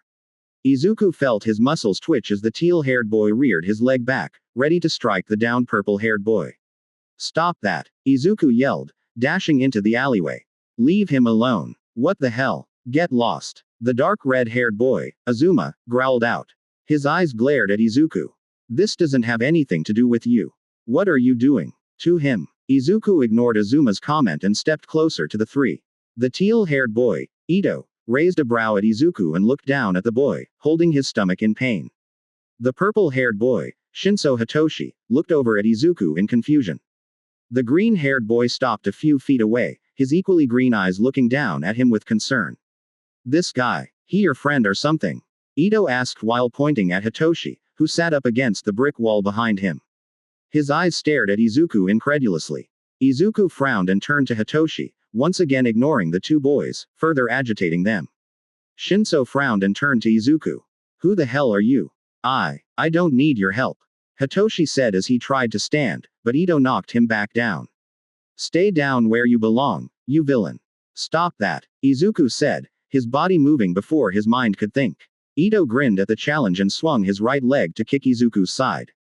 Raising his leg, Izuku's shin checked Ito, causing the teal-haired boy to wince. Stepping in, Izuku sent two open palm strikes onto Ito's chest. Coughing, the teal-haired boy stumbled back before he received a front kick from Izuku, knocking him on his back. What the hell? Azuma muttered before he activated his quirk in his panic. Azuma's quirk, tongue tape, allowed him to shoot out his tongue 5 meters at his target with around 200 newtons of force. "It's so slow," Izuku thought as he weaved under the tongue. "Or am I that fast?" Due to the boy's open use of his quirk, Izuku no longer had the need to hold back to just open palmed strikes. Lifting his fists in front of his chin, Izuku dashed into Azuma's personal space and struck the boy with a solid right hook into the side of his head. Izuku watched Azuma fall headfirst to the floor before grabbing the boy's shirt, preventing him from falling headfirst onto the concrete. "Ah, I didn't mean," Izuku muttered and turned to look at Ito, who quickly stood up and ran away. "Why you freak? No, wait, what about your friend?" Izuku lowered Azuma onto the floor as Ito left the alley. Scratching his head, Izuku looked over at Hitoshi, who was staring at Izuku wide-eyed. Smiling awkwardly, Izuku stepped forward and held a helpful hand out. "Are you okay? They didn't hurt you too much, did they?" "No. I mean, yeah, I'm fine," Hitoshi said as he snapped out of his stupor, numbly accepting Izuku's help. "How did you do that? Do you have some sort of speed quirk or something?" "Speed quirk?" Izuku asked with a tilt of his head. "No, nothing like that. I'm actually quirkless. Ah, I'm Midoriya Izuku. Nice to meet you." Hitoshi stood in surprise at the apparently quirkless kid who was capable of doing something so amazing. Something he couldn't do despite having a quirk. Sure. With his quirk, brainwashing, he could put someone in a state where they were forced to obey whatever he commands. Hitoshi could have easily stopped his attackers if he had activated his quirk. But if he did do that, then he'd just be proving all those who called him a villain in the making correct. "I'm Shinso Hitoshi. It's nice to meet you, too. XXX at Nobleman at General Pav. What the hell?" Coming to a stop, a yellow-skinned police officer looked up at what could be called an impressive ice sculpture, were it not for the fact that it was a gruesome display of violence. A man was propped up in midair by a long spike made of ice. The spike holding the man was skewered straight through his crotch area and extended all the way upwards through his midsection and exiting out of his mouth. Dozens of spikes of ice were jutting out of his body as if he were a human pincushion, each of which was covered with frozen blood. "What could have done this?" the yellow-skinned police officer muttered. "A monster." Jumping in fear, the officer spun to see Japan's number 2 hero, Todoroki Enji, otherwise known as Endeavor. Endeavor is a tall, sturdily built man with a very muscular physique. He has short crimson hair, which he wears spiked up around his head, and sharp turquoise eyes. His beard and mustache were made up of dancing flames, showing off his incredible control over his quirk. His hero costume is comprised of a tight, navy turquoise bodysuit, with flames streaming across his chest, upper torso, arms, and, most prominently, his shoulders. Flames danced around his eyes, working like a makeshift mask. He also wore tall boots that appeared to be either made of fire themselves or constantly left alight, as only their soles and laces were visible around the flames. He sports white bracers on his lower arms, styled in a cage pattern. Around his waist was a blue belt with a pouch on either side. Scanning the area, Endeavor took in the sight of the large ruined mansion and all the blocks of ice covering the ground and destroyed structures. Dozens of officers and a few heroes moved around to try and render aid to the survivors, which seemed to be made up of several hired criminals and hired mercenaries. Ignoring the officer, Endeavor walked up to the gruesome ice sculpture and placed a hand on its base. Gradually, the sculpture melted into a large puddle of water, causing the brutalized corpse to fall to the ground. Looking down at the body's face, the number 2 hero frowned. "Can't say you didn't get what you deserved," Endeavor said. "That's not a very heroic thing to say, now is it?" Turning his head, Endeavor watched as a blonde-haired man with large red wings descended from the sky. Hawks. Hawks or Takami Keigo's hero costume resembled that of an aviator's uniform. He wears a black shirt with a wavy golden pattern, over which he has a modified tan jacket with a high collar and slits over his shoulders to accommodate his wings. The insides and cuffs of the sleeves are lined with white fur and black gloves. He has a red square-shaped lobe piercing in each ear. A rounded, yellow-tinted visor sat over his eyes to protect them from the harsh winds or dust whenever he took flight. Endeavor. Hawks smiled slightly before a frown grew on his face at the sight of the body. "It is him, Kobashigawa." Endeavor said nothing to the young hero, only responding with a slight nod of his head. Looking over to a nearby group of medics, Endeavor waved them over. The 4 medics rushed in but froze in fear, disgust, and shock at the sight of the mangled man below. Wordlessly, they got to work at gathering the corpses to place on the designated pile near the entrance of the mansion where several other bodies lay. "So, any ideas on who could have done this?" Hawks asked as he followed after Endeavor. "I think you already know." "Yeah, I talked to a few of the survivors, well, at least the ones who weren't scared into silence. This was all the work of our good friend Sukuna." Hawks frowned as he rubbed the side of his head. "It seems we need to change his quirk description to some sort of ice quirk." "A powerful ice quirk." Mirko said Sukuna's quirk was some sort of telekinesis ability. "This contradicts that." Endeavor kneeled down and pressed a hand on the ground. With careful control, he began to melt the ice all around the mansion, allowing the police, medics, and heroes to work unimpeded. "I'm starting to think that Sukuna has more than one quirk." "More than one quirk?" Hawks frowned. "That can't be. Some of the witnesses said that Sukuna didn't come alone, he brought help this time. But even so, they didn't mention anything about Sukuna's allies. Using any ice quirk. If Sukuna does indeed have more than one meta ability, this could only mean one thing." "I'm surprised." Endeavor stood up and turned to Hawks with a careful and suspicious expression. "For someone your age, you seem to know about that man." Hawks nodded and looked around at the ruined mansion. Walls were toppled over, furniture was crushed and torn to shreds, the roof was nowhere to be seen, and the floors were burnt and smashed. "I do," Hawks admitted. "Call it a job requirement." "I see," Endeavor replied, not too interested. Regardless, the possibility that Sukuna could have more than one quirk places him on a completely new level of danger. He needs to be taken down. Immediately. He can't be allowed to do as he pleases any longer. "Does that mean you're joining the task force?"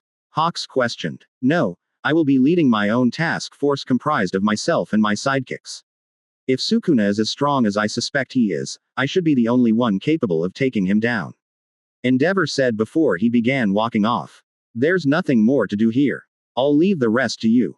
Hawks smiled awkwardly at his idol and waved goodbye. As he watched Endeavor finally leave the premises, Hawks looked around with a sigh. Reaching into his pocket, he pulled out his phone and dialed a very familiar contact. "The Hero Public Safety Commission Chairman.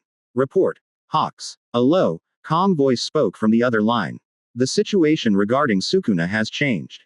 Hawks spoke into his phone, and his once lax expression turned serious. "He's much stronger than we initially thought. I believe he might be connected to that man." "Very well. We'll proceed with Plan C then. So you'll be sending in my senpai?" Hawks asked as he used his feathers to help the first responders. A long silence was shared between him and the chairman. "Yes, we can't risk Sukuna's existence reaching the public and disturbing the peace. We're sending in Nagant." Chapter 39. No. 39 Combat Training. Images changed one after another in rapid succession. My sight trailed the broad city skylines of Kyoto before it suddenly changed to a small shopping center within Tokyo. My vision changed again to a run-down residential area before moving on to the bustling city streets of Shibuya. With each change of scenery, I felt the growing headache hurt even more. Despite the pain, I continued switching between the dozens upon dozens of viewpoints. All of this was in an effort to find any plague mask-wearing individuals or a small little girl. Soda, soda, soda. Plus 5 SP. I was snapped out of my shared sight with my crows by a very annoyed May. She had her hands on her hips while she looked at me with narrowed eyes. Her sharp expression soon gave way to concern as she tilted her head in worry. Are you okay? You seem distracted. I'm fine. I was just lost in my thoughts, I said before looking down at the fold-up table where two armored arms rested. Beside them was a small chest plate and a backpack where slim, but large batteries sat within. Where are we at? Due to the subject being changed back to her inventions, May grinned and motioned to the nearby laptop that was connected to the arms. All the final touches are done. We just need you to finish programming the changes to your code, and we can get started testing my baby. Right. I'll get to that. Plus 5 SP. Walking up to the laptop, I began to type away several new lines of code while also changing some of my past work. As I worked, I looked up to see the large quirk testing room I had rented out for May, Izuku, Keiko, Himiko, and my uncle Jin. The room itself was meant for those who wanted to use or train their quirks within relative safety and to avoid getting in trouble for illegal quirk usage in a public space. Over the past few weeks of searching for Eri, I had decided I was sick of having to keep up the charade of being an orphan and having to send a clone in my place to the orphanage. With careful planning and some expensive forged documents, I had Himiko transform into Jin and adopt me from the orphanage. This was mostly due to her being able to maintain a professional demeanor longer than Jin. The forged documents I had bought from a guy the first no gave Jin an entirely new life with no history of any of his past crimes. On Himiko's suggestion, Jin was also my estranged uncle, who had a falling out with my father, causing the news of my parents' death not reaching him until very recently. In order to make it up to his brother, Jin had walked into the orphanage and promptly adopted me. The caretakers and director looked a little too relieved that I was finally leaving. Things got a little more complicated when I told Keiko about Jin. She had rained several questions on the man when I finally introduced him to her. Apparently, Keiko didn't appreciate the fact that my uncle had left me alone in the orphanage for so many years due to the dispute between him and my father. Jin, the actual Jin, was constantly on his toes around Keiko, but he did rather well sticking to the story the three of us came up with. Even after I told her I didn't hold Jin's absence against him, Keiko still gave him the cold shoulder from time to time while clinging to me. Glancing up from the laptop, I watched the four of my friends chatting about something I couldn't quite hear. Jin was wearing a black and white mask that resembled his original one but with enough changes that they couldn't be mistaken as one and the same. We excused this away by saying Jin was in a terrible accident that left his face scarred and sensitive to the air. Thankfully, I had some sickeningly nice and understanding friends who accepted our excuse. All right, all ready, I told May, who bounced with excitement. She then called everyone over, causing them to all approach the table where the armored arms and chest plate rested. It's not very cute, Himiko muttered as she reached out to touch the arms. Jin walked up behind her and peered down at the armored arms as Himiko played with their fingers. How neat. Can they blast energy beams out of their palms? Jin asked as he and Himiko played thumb wars with the arms. It's amazing, Hatsume-san, Soda-san, Izuku said with excitement in his eyes as he looked over the support gear May and I worked on for him. Can this really help me become a hero? Sure can. May walked around the table, pushing past Keiko, Himiko, and Jin. She grabbed Izuku's wrist and all but yanked him over. Wordlessly, I began strapping the chest plate and armored arms onto him as May adjusted the straps over Izuku's limbs. Wow, these really are amazing. Keiko walked over to watch as May and I finished putting the support gear on Izuku. So with this, Izuku-kun will be able to better keep up with everyone else, right? Exactly. Not exactly, I said, cutting off May's high energy. Plus 10 SP. She walked over to me and rubbed the top of her head on the bottom of my chin with a pout. This gear won't be able to keep up with those who have a good handle on their quirks. At least, not yet. May had some earlier designs we worked off from, but we need to test out how these arms perform first before improving them. What Debbie Downer said. May then unplugged the cables that connected the arms to the laptop. However, once we test these babies, I'll be able to vastly improve them with the data we collect from their performance today. So, are you guys going to do a bunch of boring tests then? How lame. Himiko sighed and took a seat on one of the fold-out chairs beside the table. I don't know, it could be fun. I wanna go home, Jin said as he took a seat next to Himiko. Nah, nothing like that, I said while taking off my jacket. I walked out into the center of the training ground and rolled my shoulders. We're going to do something more practical. Combat training. Keiko, Izuku, get over here. Today, you two will be working together to take me down. +5 SP. +10 SP. What? Keiko asked in surprise. But that isn't fair. With the added arms, Izuku-kun may be stronger than you now, Su-chan. Plus, I've gotten a lot stronger with my own quirk. She's right, Soda-san. Isn't this too much? Suddenly, they both blinked in confusion as an oppressive wave of power swept over them. Before they could question it, the mysterious wave vanished. Aren't you two kids getting overconfident? I began to warm up by hopping from foot to foot as I rolled my arms. How about this? If either of you manages to land even a single blow on me, I'll take everyone here on a shopping spree. How's that for incentive? +5 SP. +10 SP. +10 SP. +10 SP. Shopping. Keiko muttered, her eyes wide with excitement. A large, confident smile spread over her face as she ran over in front of me. Okay, let's do this. Heize-san. Izuku yelled in shock at how quickly his friend changed. Ooh, things are finally getting interesting. Himiko grinned and brought out two pampas from somewhere. Go Izuku-kun. Go Keiko-chan. Fight. Fight. I could have sworn you'd be cheering for Soda, Jin mumbled before lifting a flag with a chibi face of myself. You got this, bro. I mean, nephew. Win. It's okay, Izuku, I said while easing into a loose fighting stance. Show me the results of all your years of training. +20 SP.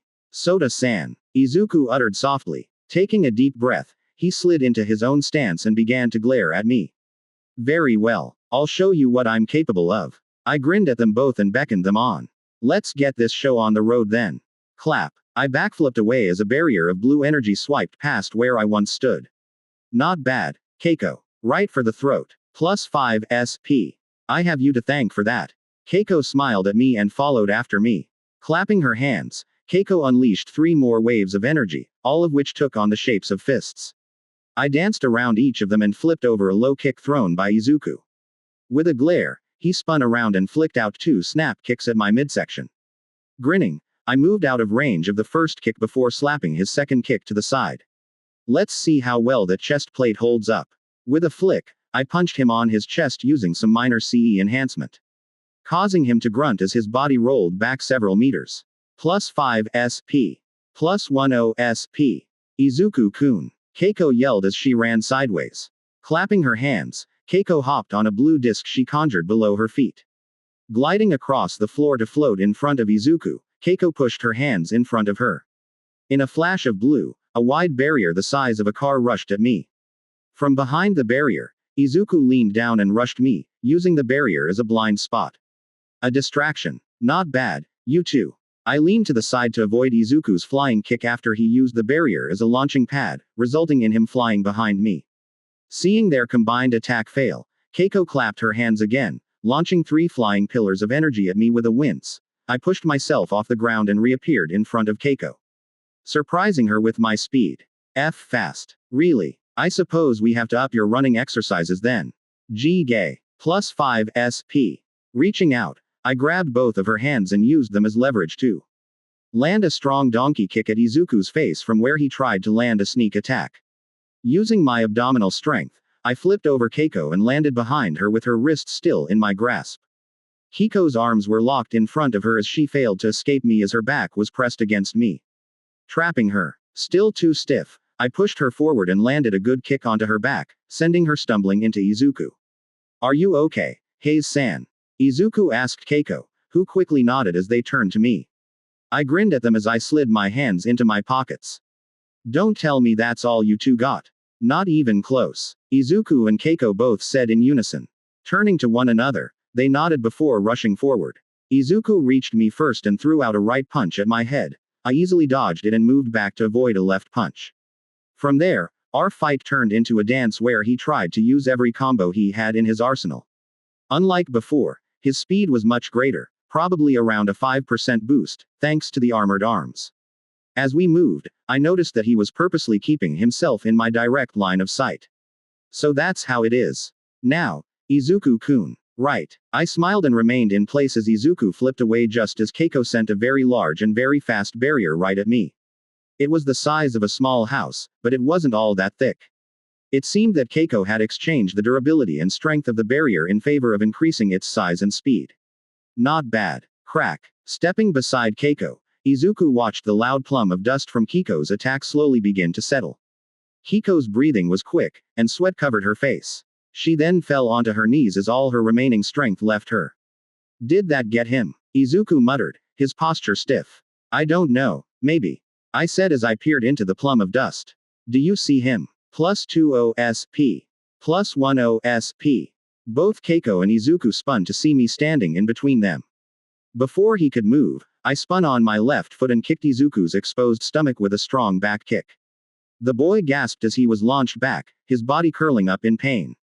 Keiko was about to yell out his name, but I grabbed the top of her head and slammed her onto the ground. Seeing both of them down for the count, I turned to an incredibly happy Mei. At a nobleman at. Himiko had a pout on her face due to the loss of a free shopping trip, but she didn't seem surprised at my win. Jin was giving me a standing ovation while yelling bravo here and there. How's that? You get any good data? Tons. XXX. Oh. How about we switch out the baby's current flex ring for one that allows a wider range of motion? That might work. But it might also rip Izuku's arms off. That's okay. We'll just make Midoriya-kun some new arms. I smiled at Mei as we made our way back to her house. Izuku and Keiko both groggily went home together while Himiko wanted to go buy some ingredients for tonight's dinner. Jin was promoted to bag carrier by her and was promptly dragged with her towards the store. That left Mei and me to carry all of our equipment back to her home. Normally, this would take more people due to the weight of the gear, but I had no issues carrying it. Over my shoulder was a large metal case where the damaged arms and chest plate sat while the fold-up table was strapped to my back. Mei walked beside me with a large backpack full of her tools and laptop as she scribbled away new designs and ideas on her handy notepad. I mumbled as Mei suddenly held my free left hand. She wasn't paying attention to me as we continued to walk down the city streets. What's the matter, Mei? What do you mean? Mei asked, genuinely confused. Well, you're holding my hand, I said, raising up our joined hands. She then blinked and made a soft, noise. I don't know. I guess I just wanted to hold it, she said as her fingers tightened around my own. Do you not want to? We continued walking, my eyes focused on her face. Feeling my gaze, Mei's cheeks slowly began to redden. I then shrugged and looked back up. Is she? No. This is Mei we're talking about. She's probably worried she might wander off, so she's using me as a guide or something. No, it's fine. +20 SP. I adjusted the metal case over my shoulder and missed the wide smile that grew on Mei's face, something she wasn't even aware she did. The two of us continued walking hand in hand until we reached her home. Once there, we let each other go and walked inside her house. I greeted both of her parents before placing her baby down into her little work area in her room. Okay, don't work on these too much, and try and get some sleep, I said while rolling my weary shoulder. Mei walked up to the case and snapped it open while she brought out her tool bag from her backpack. Don't think I haven't noticed the small bags under your eyes. +10 SP. What's sleep in the face of innovation? Mei said as she sat on one of the armored arms on her work table. Just as she was about to undo the screws holding the forearm plates down with a screwdriver, I placed a hand over her own, stopping her. I then gave her a stern look that she tried to squirm away from. Mei, fine, I'll get some sleep. Happy. +20 SP. Taking my hand away, I gave her a nod with a smile. Yup. That way, you won't blow these or me up accidentally. Again. +10 SP. I said I was sorry. I didn't know that baby #34 was going to blow up during the testing phase. Tell that to my eyebrows. They grew back. Chapter 40. No. 40 it never ends. General Pav. What a pain in the ass. said a man wearing a thick pair of sunglasses despite the night sky. He had brushed back brown hair while he wore a pristine three-piece white suit. The man was sitting in the back of a white SUV as it drove through the streets of Shinjuku. He looked beside him where a young little girl with black hair pulled up into twin tails cried loudly. Her once frilly pink dress was now stained red with blood. "Shut the hell up, you damn kid. Mommy. I want my mommy," the girl cried, only to be silenced once the man smacked her on the cheek. "You better learn to follow directions. Otherwise, you'll end up like your mommy," the man said mockingly. He then looked over to his driver. "How much longer?" "Just another 10 minutes, Takakura-san." Nodding, Takakura looked down beside his leg, where a small paper bag containing a few thousand yen was sitting. "What a waste of time. That bitch didn't even have enough to cover the drive here, much less pay off her debts to us." He then looked over to the silently crying girl. "That means her debt is now yours to pay. You got that, you damn brat." The now orphaned girl said nothing as she tried to press her body against the car door in an attempt to get as far as she could from Takakura. Grinning in amusement, Takakura pulled out his phone and began to scroll through several images. The images were of a middle-aged black-haired woman being punched, cut up, and kicked by two men in suits. The pictures scrolled one after another, each one showing the woman in a worse state than before. The last photo, a selfie of Takakura making a peace sign with the dead woman in the background, could be seen on the phone, causing the man to chuckle in amusement. "Huh," the driver said as he squinted his eyes. "What's that?" Kablam! Without warning, the vehicle in front of them that held his underlings exploded in a ball of flames. Freaking out, Takakura's driver spun the wheel, but their SUV was suddenly launched into the air, spinning through the air before it fell roof down on the road. A loud screeching filled the inside of the vehicle as it slid across the pavement, muffled by the scared yells from within the car. "Aguchi, you dumb bastard. What the hell did you do?" Takakura yelled in anger as he picked himself up from the roof of the SUV. A large scratch stretched across his forehead to his left cheek, spilling blood down his face. He then looked off to the side and found that the little girl he took was no longer beside him. "What?" The loud sound of glass shattering stole Takakura's attention as he watched his driver, Aguchi, be grabbed by an arm. With a mighty pull, Aguchi was pulled out of the SUV with a frightened scream. Takakura remained silent as a very bright flash of orange light and a wave of heat struck him. What is this? What's going on?" It was then that a charred, smoking skeleton fell down in front of the broken windshield. Takakura looked on in silent horror as he noticed the lone gold tooth on the jaw's central incisor. Exactly where Aguchi had his own. "Aguchi," Takakura muttered before the door beside him was ripped clean from its hinges. Before he could react, Takakura's left ankle was grabbed by a powerful vice grip. "Gah!" he yelled as he was dragged out of the vehicle, his face scraping along the ground where several shards of glass sat scattered. Looking around wildly from his upside-down position, Takakura screamed until a martial arts shoe kicked his teeth in. "Shut up," Sukuna muttered before looking down at a phone with a green case. On the case were a pair of bunny ears. Placing the phone in one of his pockets, Sukuna lifted Takakura up, only to drop him on his head, causing the man to cry in pain. Crawling onto his back, Takakura was about to beg for his life when he finally noticed the tattoos on Sukuna's body. It's you," Takakura muttered with dread. Sukuna said nothing as he raised his hand, summoning a ball of fire in front of his palm. Takakura's eyes widened with terror, seeing the burning ball of death. "Are you with the Shihasaikai?" "Me, I'm not with those guys," Takakura said. Unfortunately, that was not the answer the King of Curses was looking for. "No, wait." Watching the now burning body with expressionless eyes, Sukuna walked away as the man's screams eventually died down. Stopping mid-step, Sukuna looked around at the dozens of scared observers without a care. Without saying a word, Sukuna leapt away from the scene, leaving behind dozens of scared observers who would all quickly spread what they saw that night. XXX. Shimizu Soda Pav. Photo manipulation. Hasaba Nanako's cursed technique. It was one of the newly added techniques I gained a week ago during a gold tier pull. Not much was known about the technique due to its short appearance during the Shibuya arc in JJK. However, from what was shown of the technique before Sukuna killed Nanako, it appeared to give her the ability to manipulate the subject within any photograph she took. That would have explained how she and Mimiko survived Jago's attack. Its true potential was made clear to me after all of the technique's information was poured into my brain. As I suspected, photo manipulation did give me control over the subjects within the photo I took with the cursed tool that was her phone. Once the photo is taken, I can move, cut out, or even delete anything I take a picture of. However, using this technique requires a lot of CE, especially the option to delete the subject of my choosing. That was probably what Nanako was planning to do to Sukuna before he killed her. Though, I doubted that would have been enough to kill him. This was the technique that allowed me to remove the girl from the car earlier tonight from the men who murdered her mother. Using the technique had eaten up around 30% of my overall CE.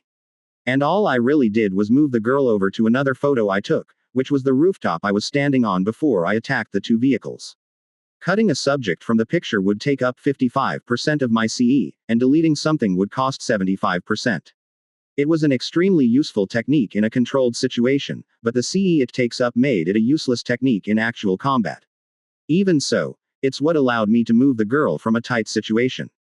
The poor girl was confused and scared of me at first, but after I messed up my hair and removed my tattoos, I comforted her as best as I could before taking her to one of the best orphanages in Japan. The orphanage that I had a heavy hand in molding ever since my actions as Sukuna began.